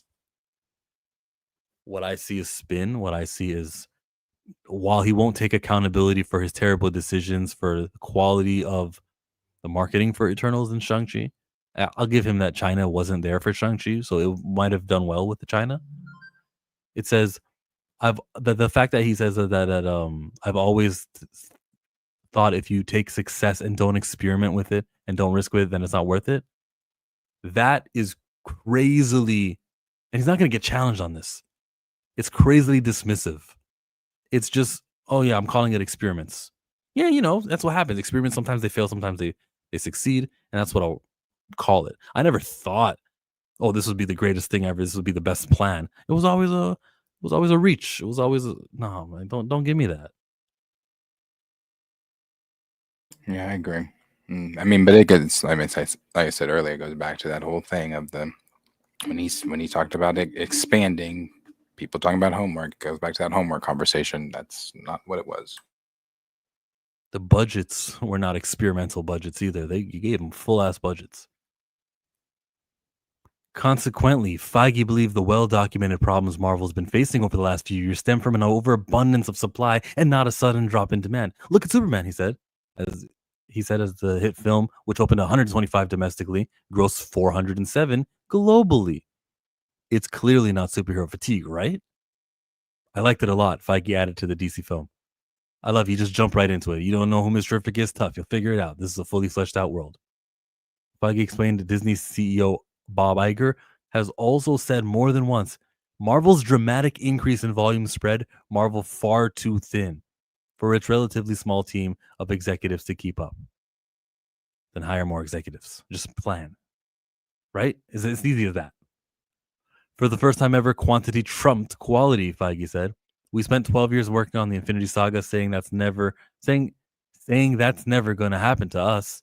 We always had more characters than we could possibly make because we weren't going to make a movie a month. Suddenly, there's a mandate to make more, and we go, well, we do have more.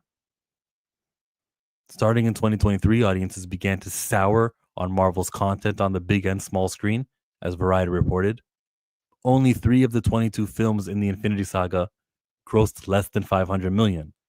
Since the pandemic, however, 7 out of the 13 movies in the MCU have failed to reach that milestone.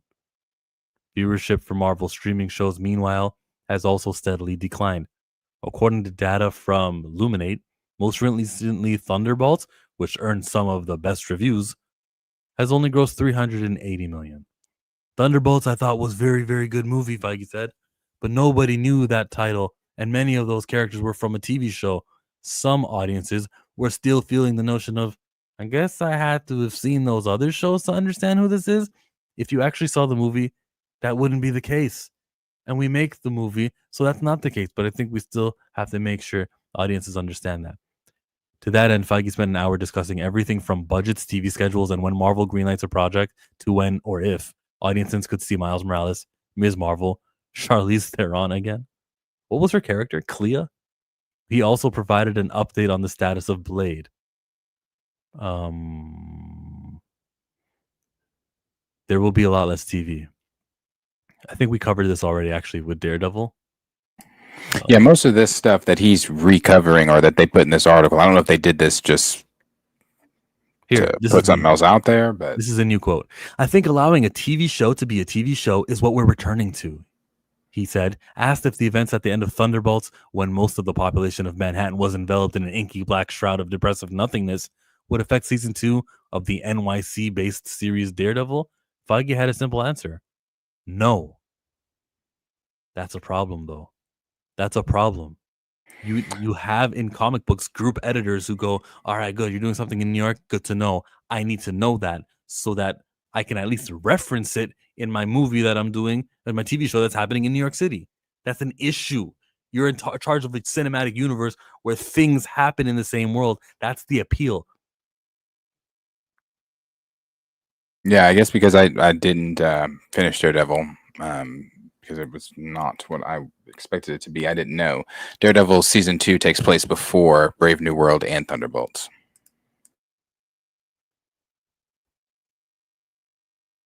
Okay. So therefore, you then don't have the Sentry event nor the Red Hulk event. While that explains why those won't happen and we won't get those references, it's also an easy way to not have to do work. Like, it's lazy. I'm for the cinematic universe that when the movie happens, it's not, oh, well, but this actually happened before. That's why they don't mention it. I want everything to be in order. I want the work to be done. This plan. It's not hard to ask for plans. I'm not demanding too much. He says, I think allowing a TV show to be a TV show. At the same time, the line between film and TV is not ironclad. John Bernthal will play his character in Daredevil and in Spider-Man. Where we have great actors playing great characters, I think it would be fun to see them multiple places, but the output will be much less. The reduction also meant that 2 of TV projects were held for over a year, Ironheart and Wonder Man. What do these have in common? They both have a ceiling. I don't like when things sit on the shelves, he said. It stinks. The delay especially affected Wonder Man, which follows an aspiring actor, Abdul Mateen, with hidden superpowers as he strives to land a role on a TV series playing a superhero. Feige, who was wearing a Wonder Man baseball cap, pointed that Marvel made the show before HBO Max's 2024 comic book movie Send Up, the franchise, or Apple TV's Hollywood satire, The Studio. But now it looks like they're following a trend instead of leading it. Oh boy, here we go. Diversity still matters, but don't expect to see Miles Morales. I like the headline. Since the success of 2018's Black Panther, Marvel has made a concentrated effort to produce projects centered around women, people of color, LGBTQ characters. Those titles included Captain Marvel, Widow, Shang-Chi, Cavill, and all that. Several of these projects have been successful, but many have not, commercially or critically. More to the point, with Marvel's decision to dramatically reduce its output, it's been unclear what kind of future many of these characters even have in the MCU, if any at all. Before he even answers this to everybody, Donald Trump has made it very clear that companies who lean towards, if you're not a white dude, they're going to be penalized, or they'll be like grilled or audited or checked out strongly. So the answer that Kevin Feige is about to be is going to be very conscious of that. Pressed on this question, Feige appeared unconcerned. Marvel represents the world outside your window. I've always said it, before DEI and woke became a thing, and after DEI and woke became a thing. Chillmonger would like to speak to the camera today. Kevin? Hey, it's Chillmonger. In your world, woke became a thing maybe 2021, 2020, around talks of conversations of politically correctness, around the talks of just using it as a projectile, using it as a slur for people who are upset with something new. It's been a thing for years. Colloquially, I've heard this word being used for years and years, since I was a young lad. Woke is being social, is being aware, is being conscious of themes of racial injustice. It's being aware, it's being not asleep to these things, but to have an alert understanding of something that's anti-black. That is what woke means. That's what woke meant. That's what woke means today. And to participate in the co-opting of the word is to enforce and is to bolster up the wrong way of using it. Woke was always a thing. Kevin lying. Yep, it's been hijacked. I will continue using the word woke correctly. We good? Oh yeah. Off topic. Malcolm Jamal Warner passed away. Theo Huxtable? He did in a swimming accident. Drowned. Very sad. That's crazy. 54. That is crazy.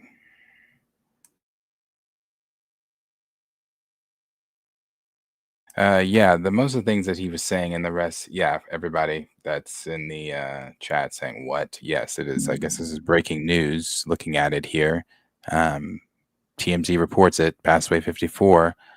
Theo Huxtable from The Cosby Show in a drowning accident, swimming accident. So that's crazy. Yeah, crazy.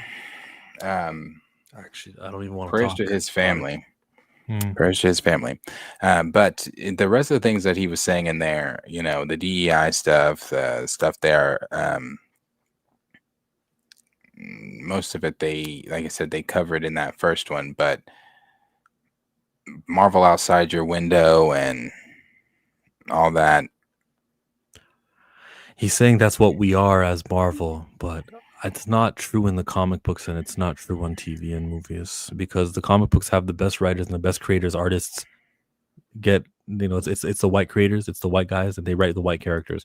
The top selling ones happen to always be top selling because they never like take a Jonathan Hickman and say, "You're writing the ongoing Black Panther series, go." So, and then it's also not true in the in the movie sense, because again, it took 18 movies for a lead to be Black Panther. So don't tell me it's the world outside our window because we fill out supporting character roles with diversity. Like, don't tell me that.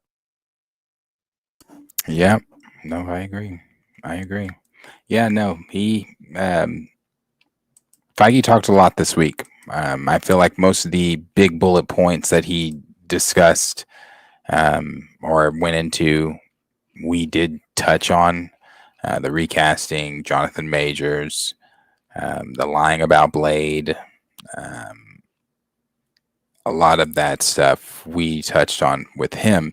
And then, of course, the Ryan Coogler stuff, Miles, all of that. Is there anything else involving with Kevin Feige that you wanted to touch on with his stuff? Mentioned the Marvels. Can't wait to see her somewhere. He doesn't say anything about the Young Avengers. Feige danced around the question about Young Avengers as a film, TV series, or a special is on the horizon because he hasn't decided. Potentially, he says. In that case, it comes down to where's... Well, wait. Time out. You can't tell me potentially because the Captain Marvel movie had a post-credit scene where he's talking, where Kamala is trying to recruit Kate Bishop. So you're exposing just how poorly you're planning. Like, that can happen. Young Avengers can be teased, but it won't actually happen. In that case, it comes down to where's the best story, and where's the best strange alchemy, who would be fun to see with them with each other, because that's what the Young Avengers are, but are also mixing it up more. Crazy, right? It's crazy just how, like, when we peel back, we can just see how unconfirmed a lot of this stuff is. Marvel Method. I think we read this stuff. And the way he just nonchalantly talks about the post-credit scenes and seeing the characters again that we may or may not see. One of the things I'm not even taking it back to recast, but this is what he said here. He said Kevin Feige on how the MCU will follow the multiverse saga post-credit scenes. It's about finding what's right in the moment.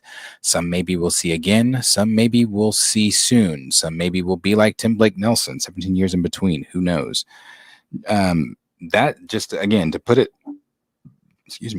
like that, to be like 17 years in between. You don't know who's going to be here 17 years. You know who's going to be here next year.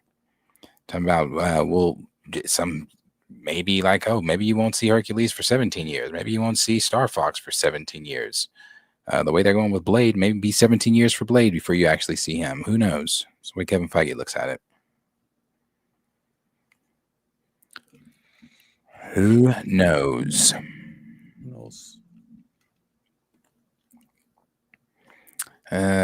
Yeah. But on Kevin Feige stuff, on Marvel stuff,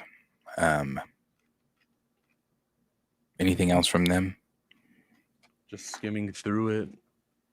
Sorry, wrong one. Skimming through this. I know there are filmmakers, James, in my experience, isn't one of them. Maybe he is now, who say, if you want to be a part of my movie, you just say the words and you stay here the entire schedule in case we need you. We have so many actors, we can do that. We can't do that. We don't do that. We give people a window. We keep to that window. Yeah. Even when the main actor dies, right? Wakanda forever. Feeling the need to deliver a certain level of spectacle. I think it's the same shit. It's the same shit. Like we know this about his opinion on this stuff. Yeah. Oh, it's been upwards to a third cheaper than they were 2 years before that. Feige said Marvel executives even met with the teams behind the 2023 sci-fi epic The Creator. That's the John David Washington movie. Director Garth Edwards made for a staggeringly low $80 million to learn how they pulled it off. I think everybody's in a state of mind, at least at Disney, Feige said, of the belts tightening. I think it has to get better. Is AI going to do that? I don't know. Oh, terrible quote again. because he doesn't want to have to pay people. He can just use regenerative AI. Anyways, terrible quote. Like, he just looks bad coming off of this interview time after time. Yeah, answer after answer, topic after topic. It's just, damn, you don't know what's going on, and you have this imaginary standard for the T'Challa character that you don't have for the white ones. Indeed. Yep. I mean, we all knew where Kevin Feige stood on most of this stuff, so that's it. Manage your budgets, Kevin. Now, before we get out of Marvel, the Fantastic Four does come out Thursday. It is the last week, a few days before the film comes out Friday. Early showings are Thursday, but last few days before it comes out, and they put out a few other things, just another clip, and then they also said that, which we kind of already knew, again from Scoopers, that the Russos did indeed do the post-credit scenes with Matt Shackman, I guess, for the for Doomsday and Fantastic Four. So that's coming up. That's what Feige said in regards to Marvel. And we'll see what comes of all of this. Like I said, the next thing is Fantastic Four. I don't think they really have anything really to worry about up until Secret Wars. I mean, Fantastic Four, we'll see exactly what it does. We know what Spider-Man's going to do. And then you got 2 Avengers films. We'll see what those do. But outside of that, again, both presidents did do interviews this weekend. James Gunn's was overshadowed by Kevin Feige's, but he did still drop some knowledge and say some things for the DCU. If you want to hear this, actually, I was just going to do some of them, but if you want to go to this. Which quote from Gunn? Which quote from him? Yeah. Go to what? Go to what I just sent you. The whole interview? No, there's certain ones. Josh has it keyed in down there at the bottom that you can click through. You can do letting Henry Cavill go.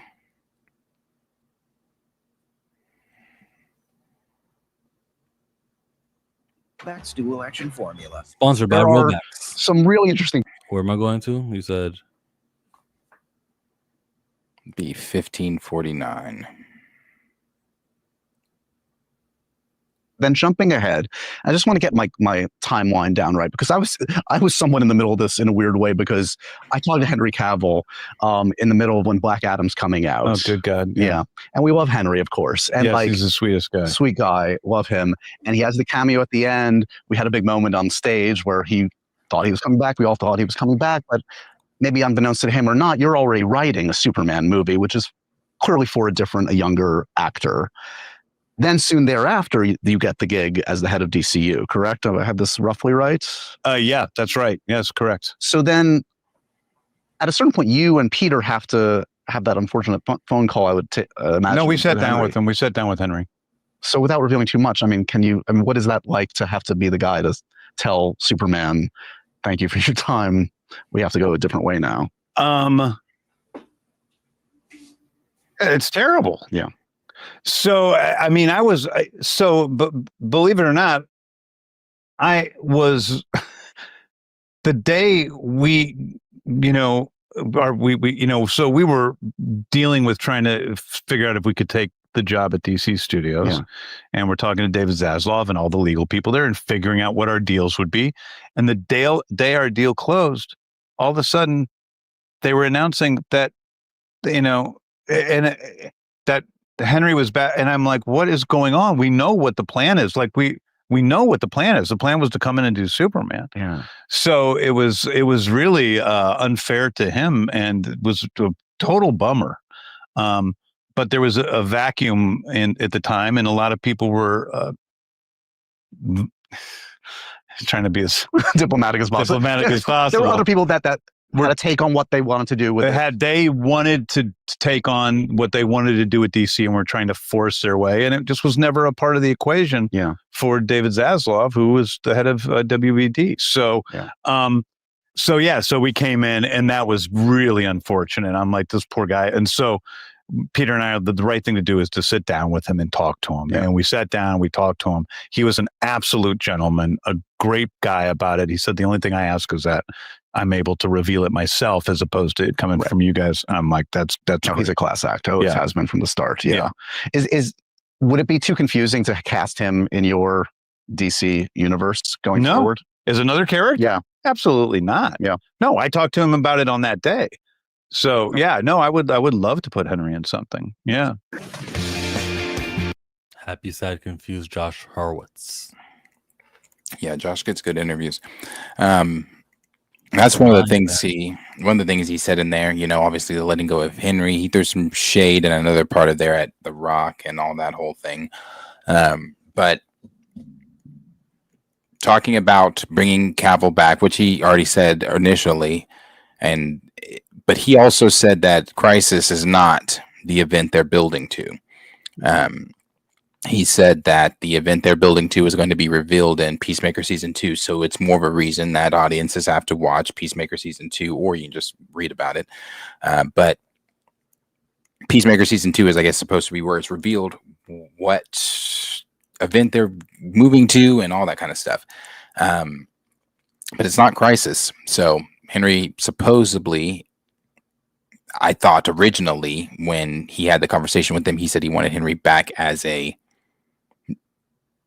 multiversal version of Superman in Crisis, but I guess they're not moving to Crisis anymore. So a different character, as he stated, a different character. Yeah, sure, I'd love that because it wouldn't be Superman. He also talked about.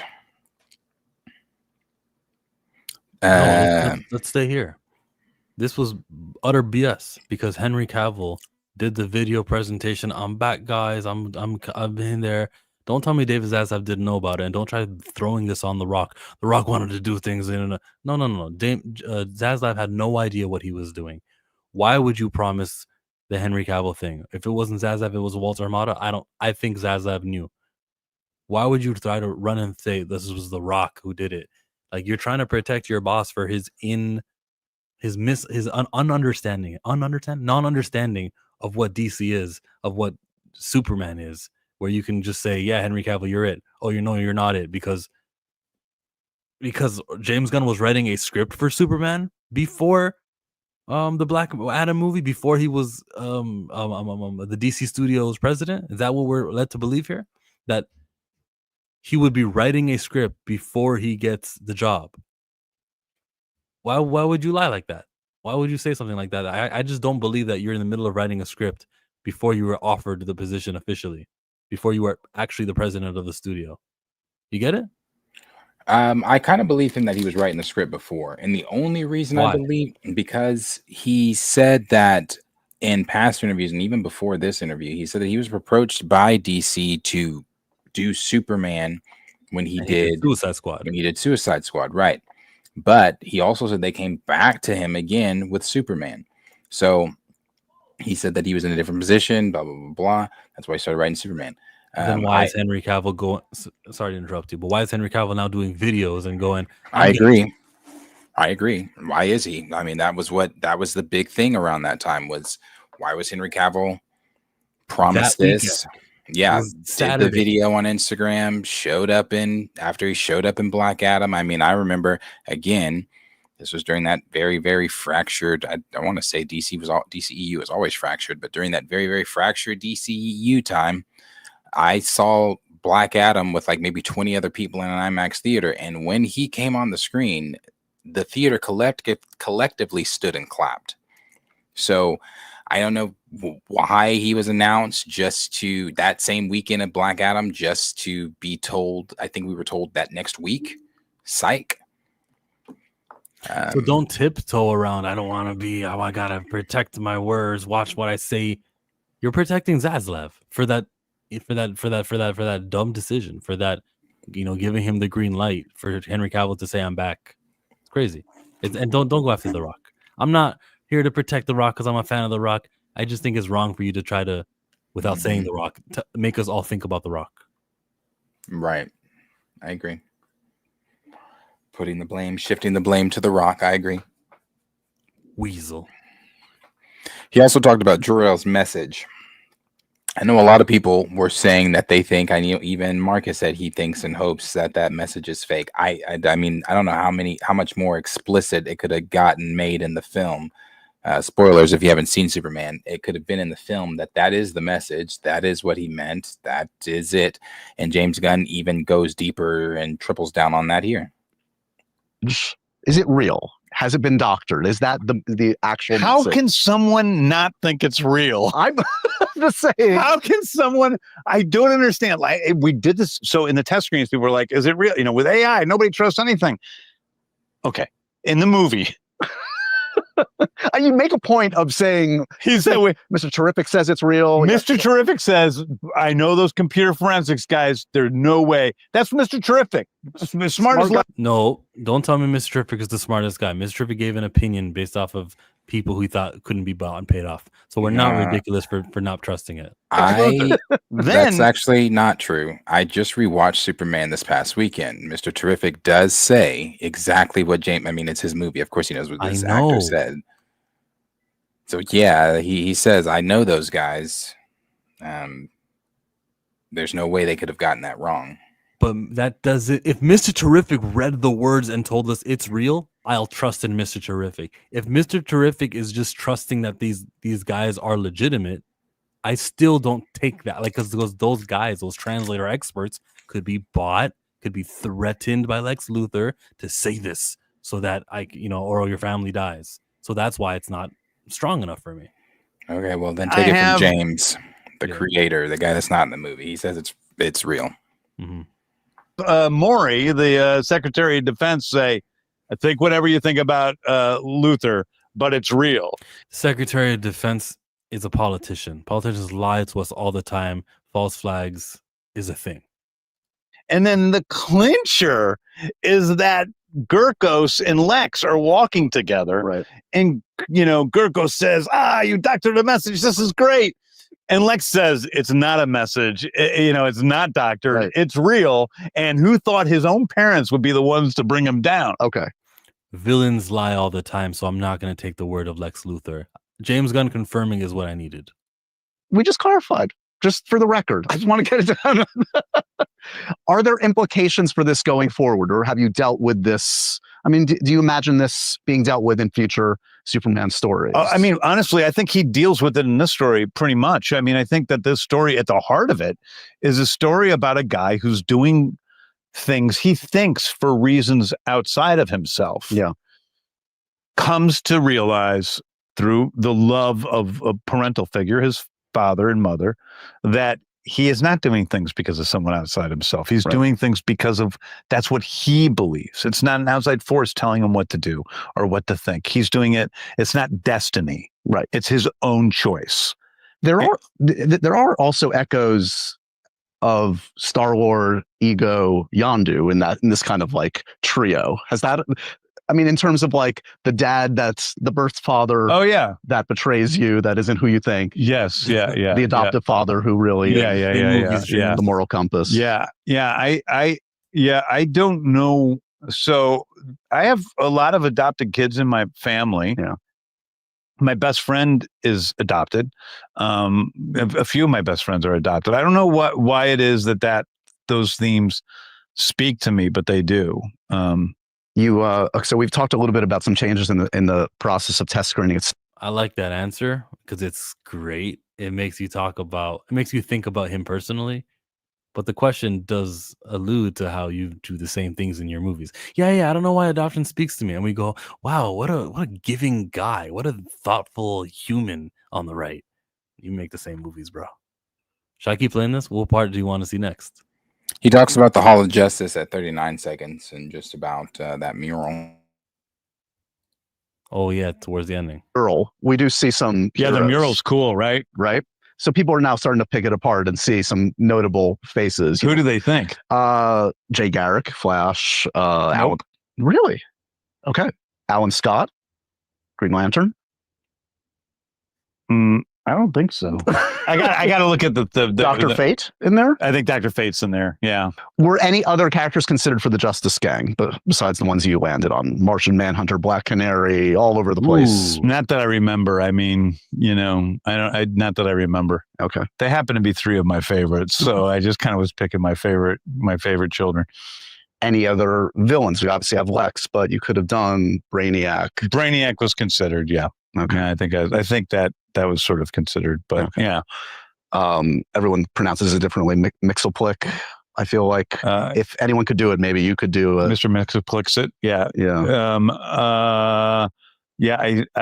No. You could have Ultraman I could have seen a version where that's Bizarro, literally Bizarro Superman. Right, exactly. This is your take on Bizarro, or could Bizarro Superman be something that we see at some point? Well, we'll have to see where we go next. Okay. That's a very vague answer, but that means I'm hitting pay dirt. I'm hitting the good stuff. No, it just means I don't know what the hell I'm doing yet. Okay, well, let's get to that. We do know. I don't have a problem with what James Gunn did. Anytime someone's going to ask you a question about future plans, you should have the same answer. Like, I don't know. Yeah, we don't know. I also don't know if that's confirmation, or maybe I have no idea. Just joke and laugh around it. That's how you're supposed to keep secrets. You can't give away when that Bizarro was going to be a villain 5 years from now or whatever. You have a problem with what he said? No. Yeah. No, I liked his whole interview. Okay. You are writing a script. You've been writing, which is another Superman involved story. Yes. Fair enough to say. Totally fair enough to say. You have been cagey, though, in saying it's I'm not being very cagey. Not exactly a Superman sequel per se. World's Finest? Here's what from the fan perspective, one of the regrets around post-Man of Steel was we never got like another Superman adventure. Yes. Right? Henry didn't get his shot at another Superman movie. Yes, yeah. So make me feel better. Like it's Superman's very important. It's not like, and it isn't Batman versus Superman. It isn't. Okay. It's not World's Finest, Batman, Superman. Okay. Oh. Okay. This is getting touchy territory.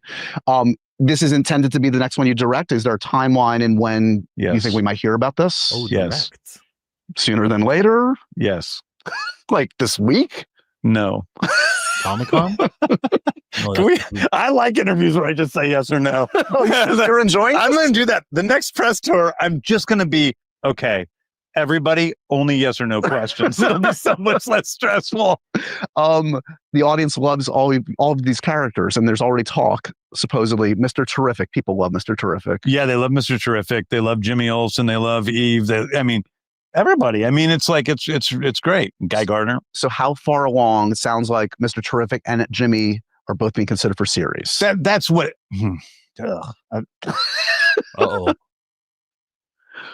One could see a Daily Planet show with Jimmy front and center. That doesn't seem like a crazy One notion. could see that, Josh. What did he mean when he said, ugh? I'm going to rewind to 10 seconds. When he was asked about a Mr. Terrific show. Are both being considered for series. That's what. Like what? Why did he do that? And then with the eyes, he went like, sorry, wrong button. With the eyes, he was like, ugh. Is that like because he's tired of fan speculation? That's me looking at it in the most happiest possible way. He's just like, oh, here come the fans, and then they're gonna start asserting themselves as the guys who lead, like who run the show. I don't like after Mr. Terrific. Maybe. I wouldn't just put it on Mr. Terrific though. Josh asked him about Mr. Terrific and a Jimmy series, and he scuffed at that question. So I don't know if it is because the rumor that got out, or if it's because it got out and he didn't want it out there or something like that. But yeah, I wouldn't say it's like Mr. Terrific. What if it's Disney Plus? They make them do TV shows, and it's a lot of workload. Maybe it could be that. One could see a Daily Planet show with Jimmy front and center. That doesn't seem like a crazy One notion. could see that, Josh. Should we talk about Batman for a second? Oh God, the hardest. Some bad to worse. The good news is you got the script. I mean, Guy Gardner's going to be in Lanterns. Yes, we know. Can we talk about the things that we are out there? I've actually said, as opposed to the whispers online that are sometimes made up and sometimes real. I'm trying to clarify things. We wish they didn't cut because I wanted to hear. Okay, so the Jimmy Olsen and the Green and the Terrific is real. In other words, one could see anything. I think he was just shrugging at leak culture in general. I hope that's it. He didn't just after Terrific. All right. Because he almost gave it away. Non-committal, maybe. Josh sucks. He couldn't take a hint. Yeah, but he cuts right after that interview answer. Should I keep going with this? The next topic is Batman.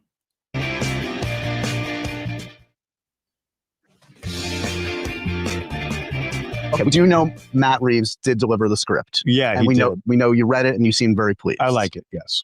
So on track for that release date. We feel like now we're headed in the right direction. Oh yeah, for sure, we're headed in the right direction. So there's some things we still got to work out, but like it's headed in the right direction for sure. So look, we've had this conversation before, but I'm going to bring up the Batman DCU stuff like again. So like obviously Brave and the Bold we know is being written, and the DCU Batman is still intended to be a different Batman than Rob.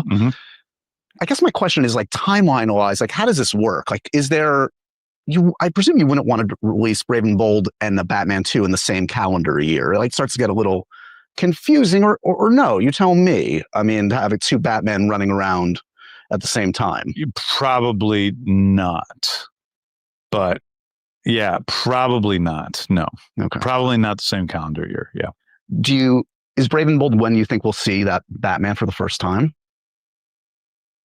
Can't say. You can't answer that. I'm not going to say that. Okay. But that answer about the probably not about being in the same calendar year, damn, why the hell is it probably not? You know, shouldn't it be like definitely not? I know for a fact that's not going to happen. What is he? Is he just like, is it because Matt Reeves keeps delaying and we never know when this guy can get his Batman off? Is that what he's trying to say? Well, as far as we know it, Reeves has turned in his script. You know, Reeves turned in the script. He says he really likes the script. When did they say they're supposed to start shooting? 20, or when this is supposed to come out? 2027. Yeah, so he's shooting 26. Yeah, he says he likes it. He says, you know, that Reeves has turned it in and things like that. So when he says probably not, I don't know. I mean, the last thing I heard James, well, not really heard James, but the kind of talk around this from some scooper people were just that he was going to, or it was going to be a deal where they weren't going to release Brave and the Bold. Brave and the Bold, from our understanding, is not anywhere close. He's going to let Reeves do his thing, and then after that year or whatever, then Brave and the Bold would come out, and then they would do that Batman. I don't think you drop them the same year. Because then you Brave and Bold. Because then you're competing. Then both studios are then competing with one another.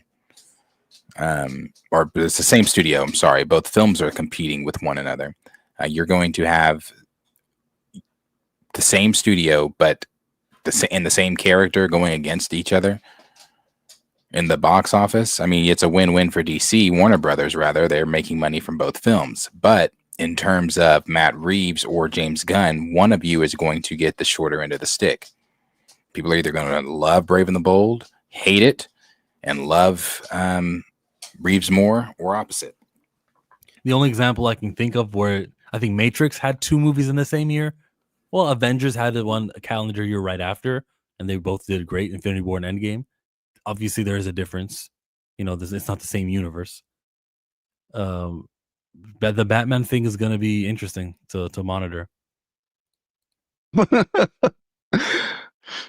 Have you gotten into casting yet in your head? No. Why are you winking at me? That's weird. What do you think about the fans that talk about someone like Alan Ritchson? I am a big Alan Ritchson fan, both as an actor and as a guy.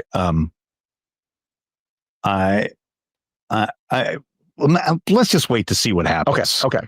I guess my only other thing I'll say on that front, and then I'll move on, I promise, is again, and you can say anything you want or nothing at all, but like when you're casting that role, it would seem to me you have to differentiate in some substantial way the take on Batman so it doesn't get confusing, right? Like whether it's a different age, a different vibe, something. Is that in your head? Like when That's we always get there? going to be the case. Yeah. What two Batmans have the same vibe?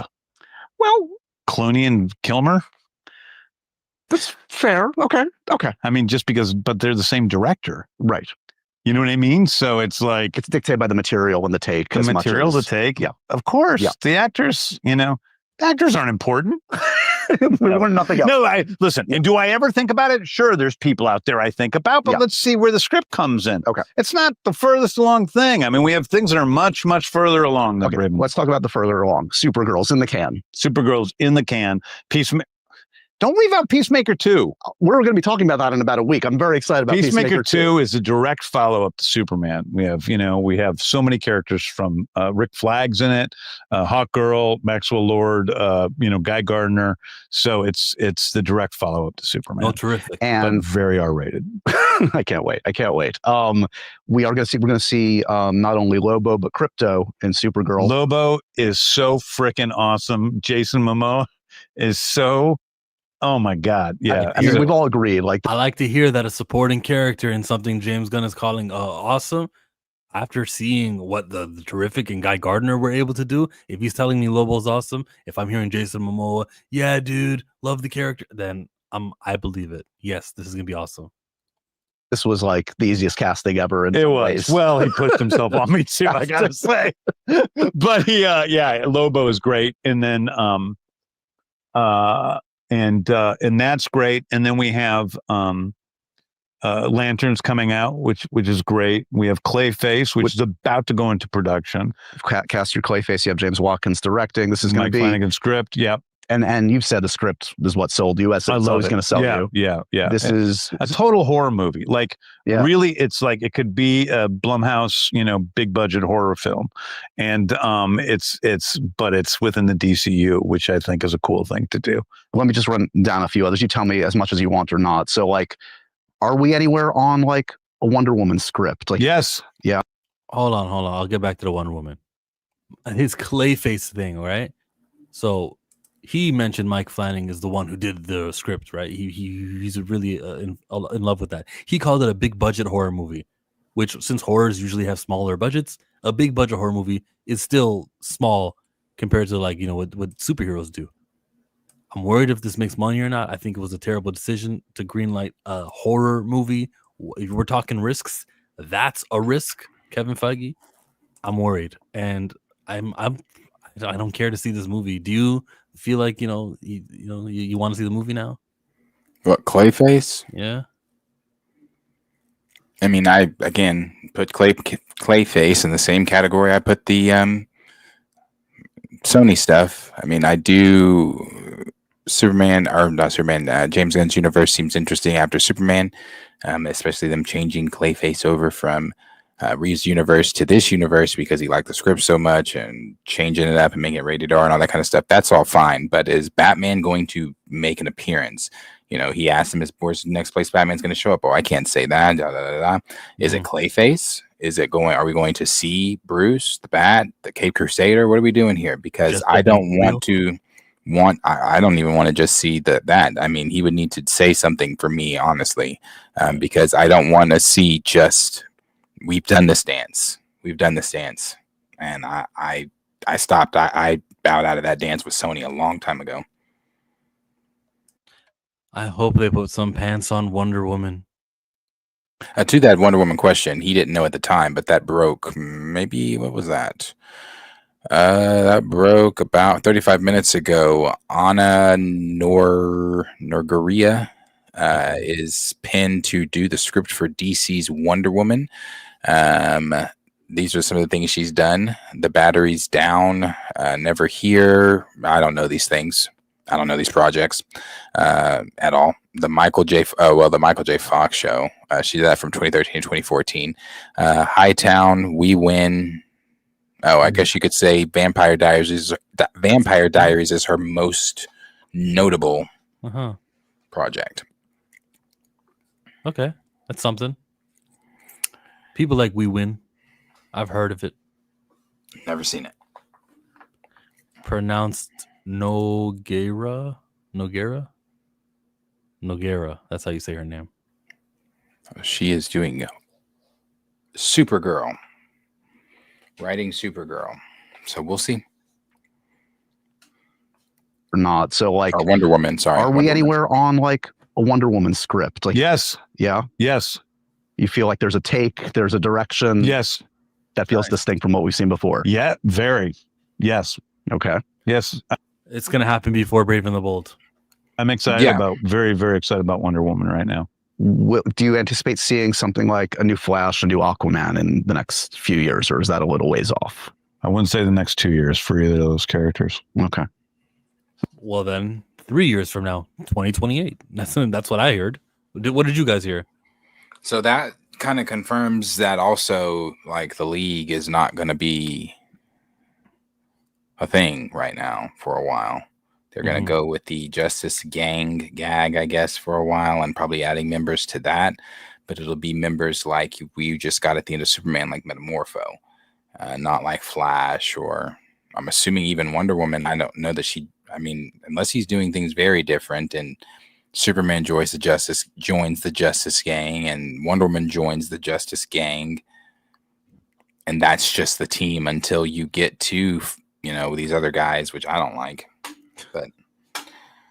But we'd see. I mean, my thing has always been from the very beginning with this stuff with James, and not to say I don't like the direction he's going thus far with things. I do. I'm just saying my thing from the very beginning has been, I say this every time, you have gods at your fingertips. I don't know why you wouldn't use the original Justice League, not the Justice League of America, but the JLA we're all used to start the universe. I don't know that. I don't understand why use these, whatever, but hey, we'll see. Why keep using them? Like, you lucked out. You got Supergirl, you got Clayface, and oh, never mind, bro. I'm just gonna repeat myself. Yeah. It's a broken record with it. It's like I don't get it, but I know that James likes to do these characters and elevate them that most people aren't used to seeing, and that's great. I like what you did with Mr. Terrific, but when we're talking, I'm not about to sit here and say I'm the biggest Aquaman enthusiast or anything like that, but when you're talking 2 years for Aquaman, 2 years for the Flash, yeah, you gotta get Booster Gold and Peacemaker. Yeah, but then you're having conversations about, oh, well, don't forget about Peacemaker, how important it is, and Booster Gold, and these characters. It's like, bro, no, Batman, Martian Manhunter, the Flash, Aquaman, Wonder Woman. Let's get the core group in here. Mm-hmm. And yeah, people are tired of side characters. Again, we just did this dance with Sony. And I, again, have not seen Morbius, won't see Morbius, haven't seen Madam Web, won't see Madam Web. What's the other one? Kraven the Hunter? Haven't seen it, won't see it. I checked out at Morbius when they lied to us for 2 years about Spider-Man being in it, and 2 weeks before the film said psych. So no. We can't do things without the franchise main character. So going into Clayface, I don't want a nod. That's not good enough. And I'm serious. And it's not to say like me not watching it is going to tarnish the Clayface show or anything like that. I could give a good goddamn. I'm just saying I don't want a nod. Like, I don't want in the Clayface episode, or is it a movie? It's a movie. I don't want in the last few minutes of the movie where they say, I'm Batman. Like, something like, oh, the detective's going to be on this, or something like that, or the bat, or we see the symbol in the sky and it cuts to credits. That is infuriating. I feel like we are also, how James was talking about last week, we're past just putting characters that we've never seen on screen together and audiences getting excited. We're also past putting like these little nods to the next movie and people getting excited. You put the bat symbol in the sky and the Clayface cuts to credits, I'm instantly furious, because that means I have to wait another 2 to 3 years before we get anything Batman. What about Robin? No. What about Nightwing? Well, if this is Brave, the way that Brave and the Bold is described, he has Damon. So yeah, where the fuck they'd have to be there? No, I mean no Batman, just Robin. No. I'd have If to he's see. Nightwing. Okay, a Nightwing. If it's Dick and it's Nightwing, sure. I wouldn't mind Red Hood something, but it's even with the Red Hood, I need Batman there. Okay, I don't. I think Nightwing's enough. If it's Nightwing and it's a Nightwing film, sure, but you're talking a Red Hood film? No, I mean in Clayface. If Clayface features the Nightwing, like he's the one being chased and he's the one like in the horror role. Oh no, that's still not enough for me. This is a brand new universe. If this was a already established universe and you do a Clayface thing and then Nightwing shows up and like we know he's already had connections and we've seen him on screen with the Batman already. That again, I love Nightwing. I like he's great, but we are talking about DC's greatest selling hero. So when you're doing his little obscure villains like Clayface, and Clayface is one of those obscure ones from him, he damn well better show up. It can't be, oh, I'm here in place of the Batman. He's busy tonight. I'm Nightwing. Oh, we know who Nightwing is, but that's not fucking good enough. Where's Batman? It's like I don't know if you've seen The King with Timothée Chalamet, but there's a scene in there where his little brother goes to fight in his place instead of him, and then the dude refuses to fight him and says, "I didn't ask for the little dog. Where's the big dog?" I'm the same way. Where's the big dog? Not asking for the little dog. Mm-hmm. Bat family will probably be introduced when we see Batman. Okay. The Authority still on your mind? Yeah, but that's been a rough That's road. a slower one. Yeah, just harder. I love hearing that. The crack harder. Yeah, the writer moved on to another project in the DCU that I think he's really killing right now. So okay, and that project would be another movie that we haven't talked about. Yeah. Okay. Swamp Thing. Has Mangold delivered a script? We talked to James the other day. So no, he hasn't delivered a script. It's he's been distracted with his billions of movies. Yes, but I think we're talking about it again. So, and I mean, Sergeant Rock seemed like it was very close. Mm-hmm. Do you still have hopes that it's going to come back around relatively soon? Hugely. Okay. Yeah, I'm really excited about Sergeant. And with Luca still involved? No. Okay.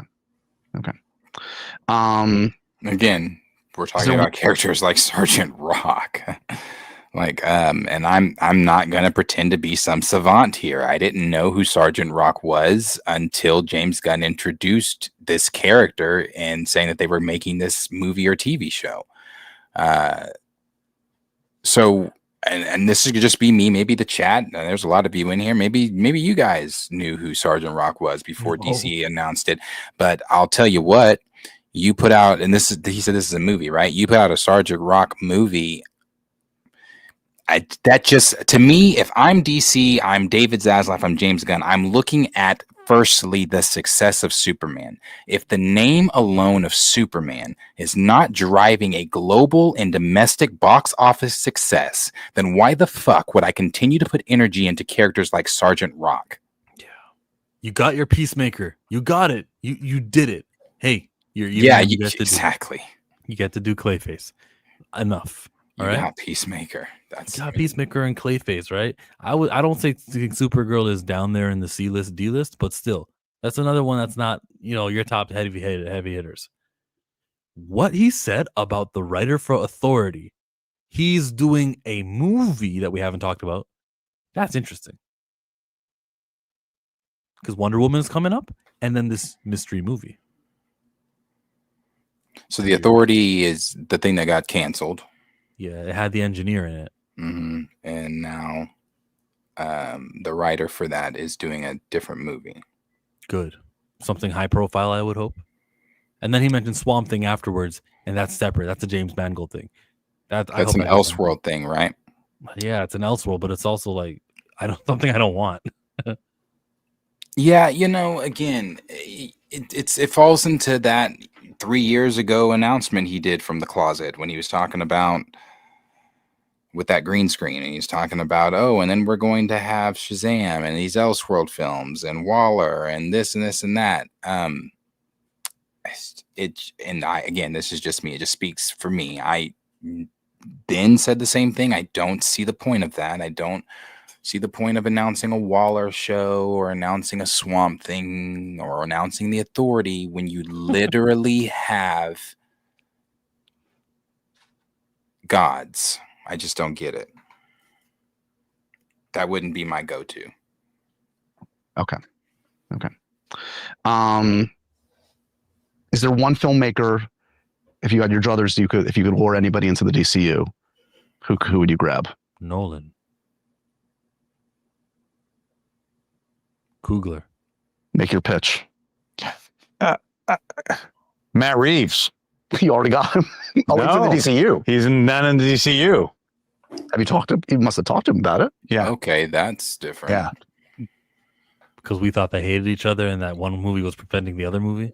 Well, not even that. Because the way that maybe there are conversations still on the table about Pattinson coming over. Maybe there are. The way James has been talking about Batman 2 lately, it's made it seem like no, there are no conversations about Pattinson coming over to. Do I believe that those conversations have been there? Yes. Do I believe? But with the way he's recently been talking about it, I thought that he's been saying like, no, we're simply doing Brave and the Bold, and he's doing his thing, and that's just what it's going to be. But maybe those conversations are on the table, because why say Matt Reeves? I mean, he's gonna say in this interview, I want him to do another movie, but in actuality, maybe it is the thing of him still trying to get Reeves on board with getting Pattinson over here instead of doing two separate Batman. I don't know. That's interesting. He said Matt. No, I mean Matt to me, listen, Matt, I love the people that are out there making pop movies that are still, it's Matt Reeves, it's Greta Gerwig, it's Ryan Coogler, it's their vision, it's the guys that, and I'm friendly with all those people, and they're making big movies that still have themselves in it. Yeah, they're personal, yet they resonate with everybody. And so I love people that are taking risks in the area of spectacle film, because most of the stuff out there is not a risk. It's just, it's disposable. Yeah. I love disposable stuff. Yeah. But let's make it good disposable. Okay, fair enough. You know what I mean? Yeah. It's like, it's like, I love big popcorn movies, but it's just like, it gets to be, boring when they're all the same. Okay, I'll end with this. What's the barometer? Wait, he mentioned Ryan Coogler's name out of the blue. Greta Gerwig, she was the Barbie director, and then she goes, Ryan Coogler. That's not, I don't know. I feel like he's been talking to him, and I don't want Ryan Coogler to do another big IP like this. I think he has been talking to him. He mentioned, remember the last thing we did? I think we talked about it Friday. Yeah. The video where we pulled up where he said he was talking to Ryan. He had called Ryan Coogler. He didn't go into the specifics of what he called Ryan Coogler about, but then he started talking about how he started reminiscing with him about the Black Panther premiere when he worked for Marvel and how he was there and this and this and that, blah, blah, blah. Why else would you call Ryan Coogler? If I'm the president of DC Studios, you gave Marvel their first $1.3 billion, their first $1 billion film. You just had a very, very successful film in Sinners. We both work in that, and we both worked for the same company in Marvel, and we both still work for the same company in WB. Hello, brother. Come and do this film for me. Yeah. And I want Ryan Coogler to use his celebrity the way Jordan Peele is using his power and everything he's got, his awards, his accolade, to make some things that are original. Because when you work for the man, you don't get to keep things like this. You don't get to further it. He didn't make the first $1 billion movie though. Ryan Coogler, Iron Man 3 was $1 billion. There's been others. Their highest grossing billion then. For a solo. Yeah. Barometer of success, if I talk, when we talk in 5 years or 10 years, and you're presumably still at DC, I mean, is it about who you've introduced, what you've done, like what you've led to? I mean, how are you gauging your own success? James, what is your relationship with your wife like now that she's forgiven you for disappearing for 3 years? Yeah. I mean, it's really, it is, the barometer of success is, for me, am I enjoying myself creatively? And I have enjoyed myself creatively over the past 3 years, but it's just been too much. I've done too much, which is like, it needed to be done. This is a kickstarting this whole enterprise. So I needed to do too much, but it was too much. And I need to balance out my life with my work. And then hopefully that will make my work even better. Right. You know? And I'm not stupid enough to say, oh, if I love the movie, then it's a success, because it's not. You know, it's not that easy. Yeah, you know. But what I think of the movie itself isn't really the most important thing. What I think of the process of making the movie, now that belongs to me. The movie isn't mine. The movie belongs to everybody else. Right. But the process, that belongs to me. So if there is a metric for success, it's going to be like, over the past few years, did you, I don't want to say enjoy yourself, but was it rich? Was it fulfilling? Yeah. Tell that to David Zaslav. I'm good. The metric of success is fulfillment. All right. Okay, Gandhi. We good? Is there more in this that we got to hear? No, he pretty much touched on everything there. But yeah, like I said, his wasn't as big. He touched on a few things there, but biggest one was just Feige. Just Feige there.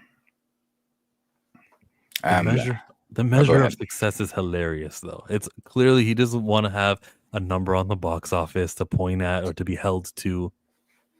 It sucks.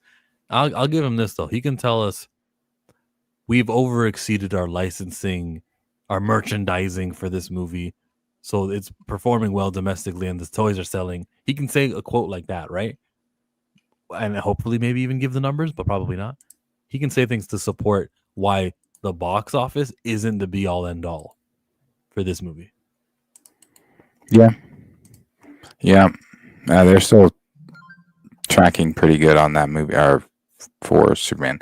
The last thing we can show, if you didn't have anything else on that, was just the Fantastic Four new clip they did.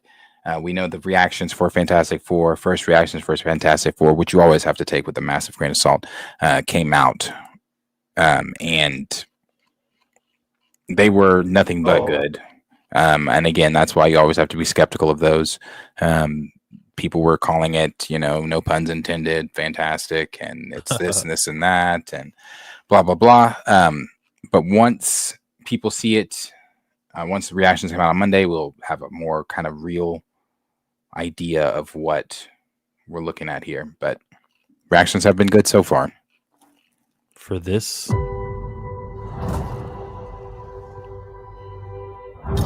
4 years ago, we were dreamers.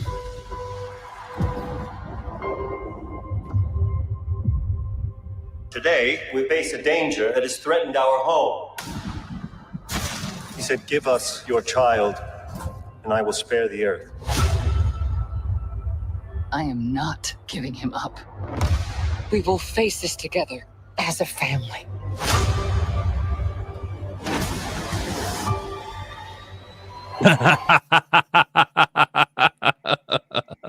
No. Yeah, they put that. I hate that saying so much. I hate that saying. Yeah. It's overused. And it's wrong for Marvel to use it. You guys It is. You can't, because Thunderbolts was good, right? You can't say this. No.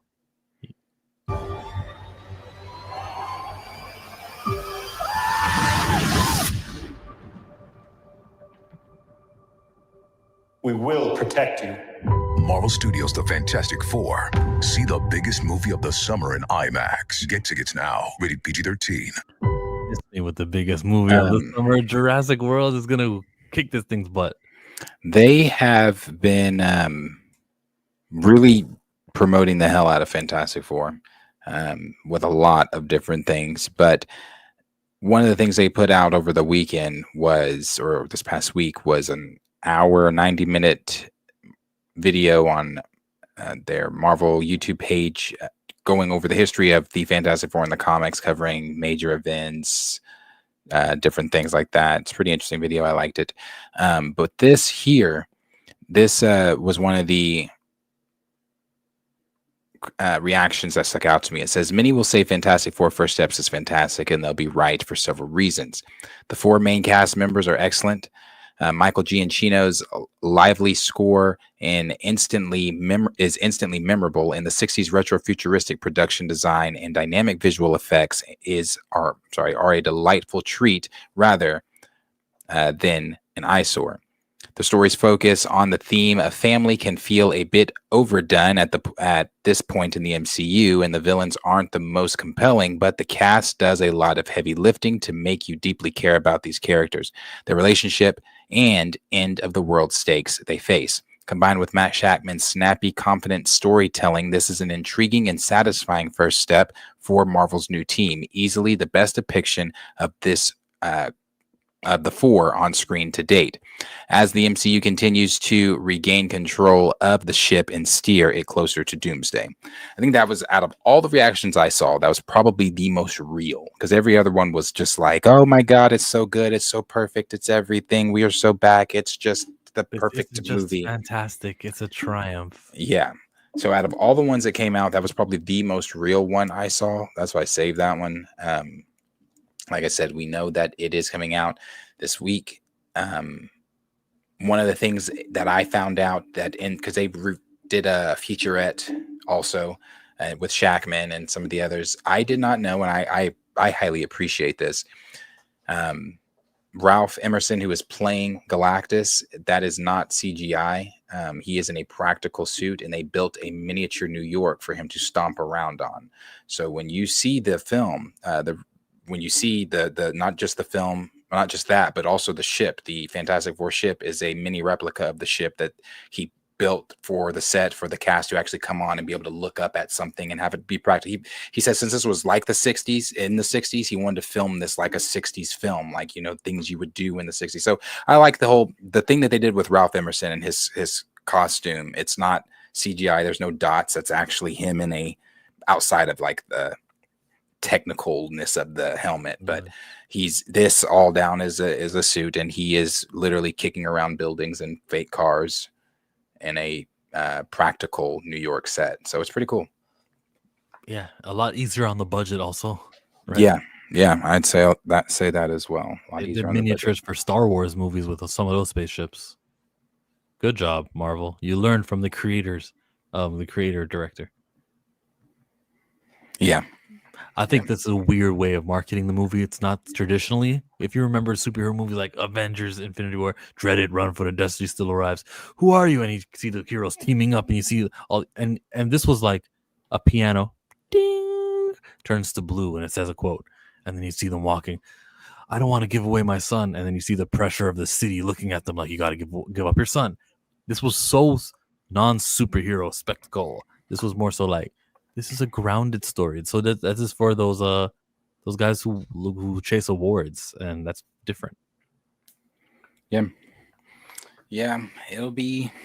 We'll see exactly. Like I said, I see it Thursday, 2:40. I'm not gonna hide my excitement. This is one I've been excited for since its announcement. I love Marvel's First Family. Not gonna pretend that I don't either. I have not loved every iteration of them or any iteration of them on screen thus far. But hopefully, not hopefully. So from what I've seen and what I know about this film, I know I'm going to like it. So those interviews were cringe with Pedro and Vanessa. There's a lot of them, but so what? Like, you get eyes for cringe. You get attention. So I won't say that it's been hurting the movie.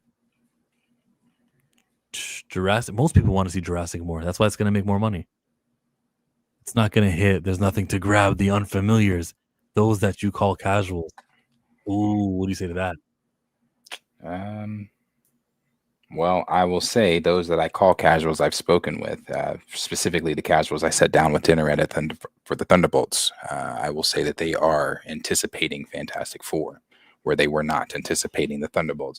Fantastic Four is also tracking to do way better than Brave New World and the Thunderbolts did in theaters. It's tracking currently at $130 million in its opening weekend. So those numbers are obviously likely to change. People's feelings are likely to change between now and Thursday. We won't know until after the first weekend. However, I do think that this one is different from Brave New World and different from Thunderbolts. It has a different appeal to it. It has a different sense of feeling to it. I feel like the conversation around this one is even different. Again, these people, it's not like I have millions of followers on my Instagram, but those are also casual viewers. And when I posted the poll asking who was excited, there seemed to be a lot of excitement still around Fantastic Four. 130. That's more than Superman's 125. So we'll see which one makes more money, Darius. We'll see. I still think it's Fantastic Four, definitely. So I mean, I'm pretty confident on our bet, and I've also made shelf space for that figure. So, anyways, we got to get to this super. Head into money. Nice job covering this. Thanks, Cal. Appreciate you. Yes, thank you. A lot of love today. A lot of thanks yous and a lot of things. So this is the morning report, and we don't leave until we do one thing. See, it's a tradition here. It's where we play a little game. I'm gonna play it. If you're here in the live chat and you want to participate, come through. It says there was 70 people watching right now between our two channels. That's awesome. Let's keep it up. Let's do it again tomorrow, 11 o'clock Eastern, 10 a.m. if you're in the Central Time Zone.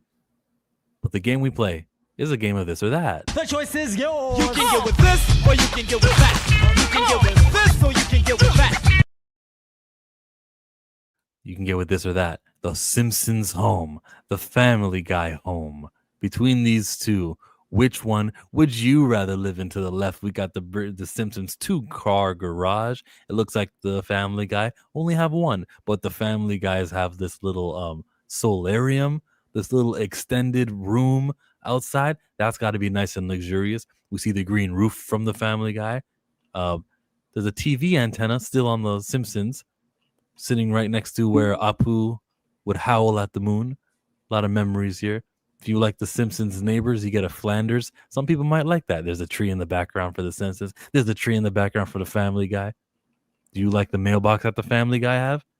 I don't see it over there for the Simpsons. You got to get the newspaper getting thrown straight to your door like that video game on Nintendo 64. Or even before that, I think it was Sega. Who you got? This or that, we're asking. Chat says, Family Guy for me. Family Guy for me. Springfield. Simpsons. Oh, it's 2-2. Family Guy. Xavier Phoenix goes with the Family Guy. Simpsons, hands down. This is a tight race. Why did you go with Family Guy? Family Guy's a better show. Sorry to you Simpsons Why is fans. the house better then? What do you mean better show? Why is the house better? Show. You can't go there. The house. Look at the home. Which one's larger? Who's got a better door? Who's got the better window? I don't know. I don't know. Out of the two houses, I don't ever, when I'm watching Simpsons or Family Guy, I'm never looking at their houses. I don't know. I guess because of the contents and family within the home, I'm choosing again Family Guy. Which one's easier to shovel snow for? I think the Simpsons kind of have a little bit of advantage. I'm not saying that to be contrarian. I'm just thinking like when you're shoveling, you get to also turn left and go straight to the driveway.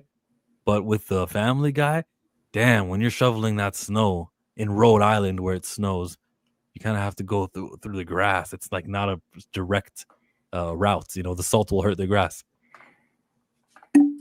I can't. I have no idea. That was a deep imaginative one there. I can't. I could do like Maggie or Stewie, but again, it's Stewie. But I can't choose between their homes.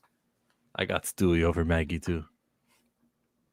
Bay windows on The Simpsons. Family Guy's house is bigger, and the neighbors are more lit. Who are the neighbors on Family Guy? Cleveland? Everyone. Cleveland, Quagmire, Joe. They all live on the same street. Oh yeah, Joe's right next to them. You're right. Joe's right next to them on the handicap guy. You've got the little predator down the street, the old man. Herbert. You've got, who else lives on their street? I don't think anybody else of note lives on their street. I don't know. That was fun though. We do it every morning. Wake up to be woken up. We should call it the woke mornings. Woke up. Rename the show. Yeah, the morning report. Like I said, I appreciate everybody that has. I say this every time, all of you, especially today. I think this was a very big audience today. But this was one too that was a stream that was advertised almost 24 hours in advance. So trying to get on that as well, especially on these bigger news topic days like today, where we have several things, and there's a lot still over the weekend outside of Kevin Feige that happened that we just did not get to today because Marvel just took up everything. But there was a lot of other big topics from over the weekend that we can still dive into for tomorrow. I'm sure things later in the evening probably will pop off for tomorrow as well. So the morning report is something we do every week, Monday through Friday, even on Thursdays when we have our Pantheon stream with Marcus over at Back of the Bus. Go subscribe if you are not. We do our Pantheon stream on Thursdays, but morning report is in the morning, 10 a.m. Central Standard Time, 11 a.m. Eastern Standard Time. And we cover all those topics and have all that fun with you guys and games and now we didn't do any games today besides this or that, but that's because, again, who was expecting Kevin Feige to vomit at the mouth like that this weekend? So that's what we got. So yeah, we appreciate every single one of you guys, and every single one of you, even if you didn't send a super chat, you are still so very much appreciated. Your presence, your engagement, your time, you being here, wanting to listen to us talk for 3 hours. We appreciate it. And for everybody that sent a super chat, thank you very much. It is very, very generous. We appreciate it very much because you don't have to be giving us your money, but you are, and we appreciate that. So thank you very much for your time. And I say it all the time. Chill may not, because he's not as close and affectionate with the view. What happened to the internet connection from Darius of Planet Fanatics?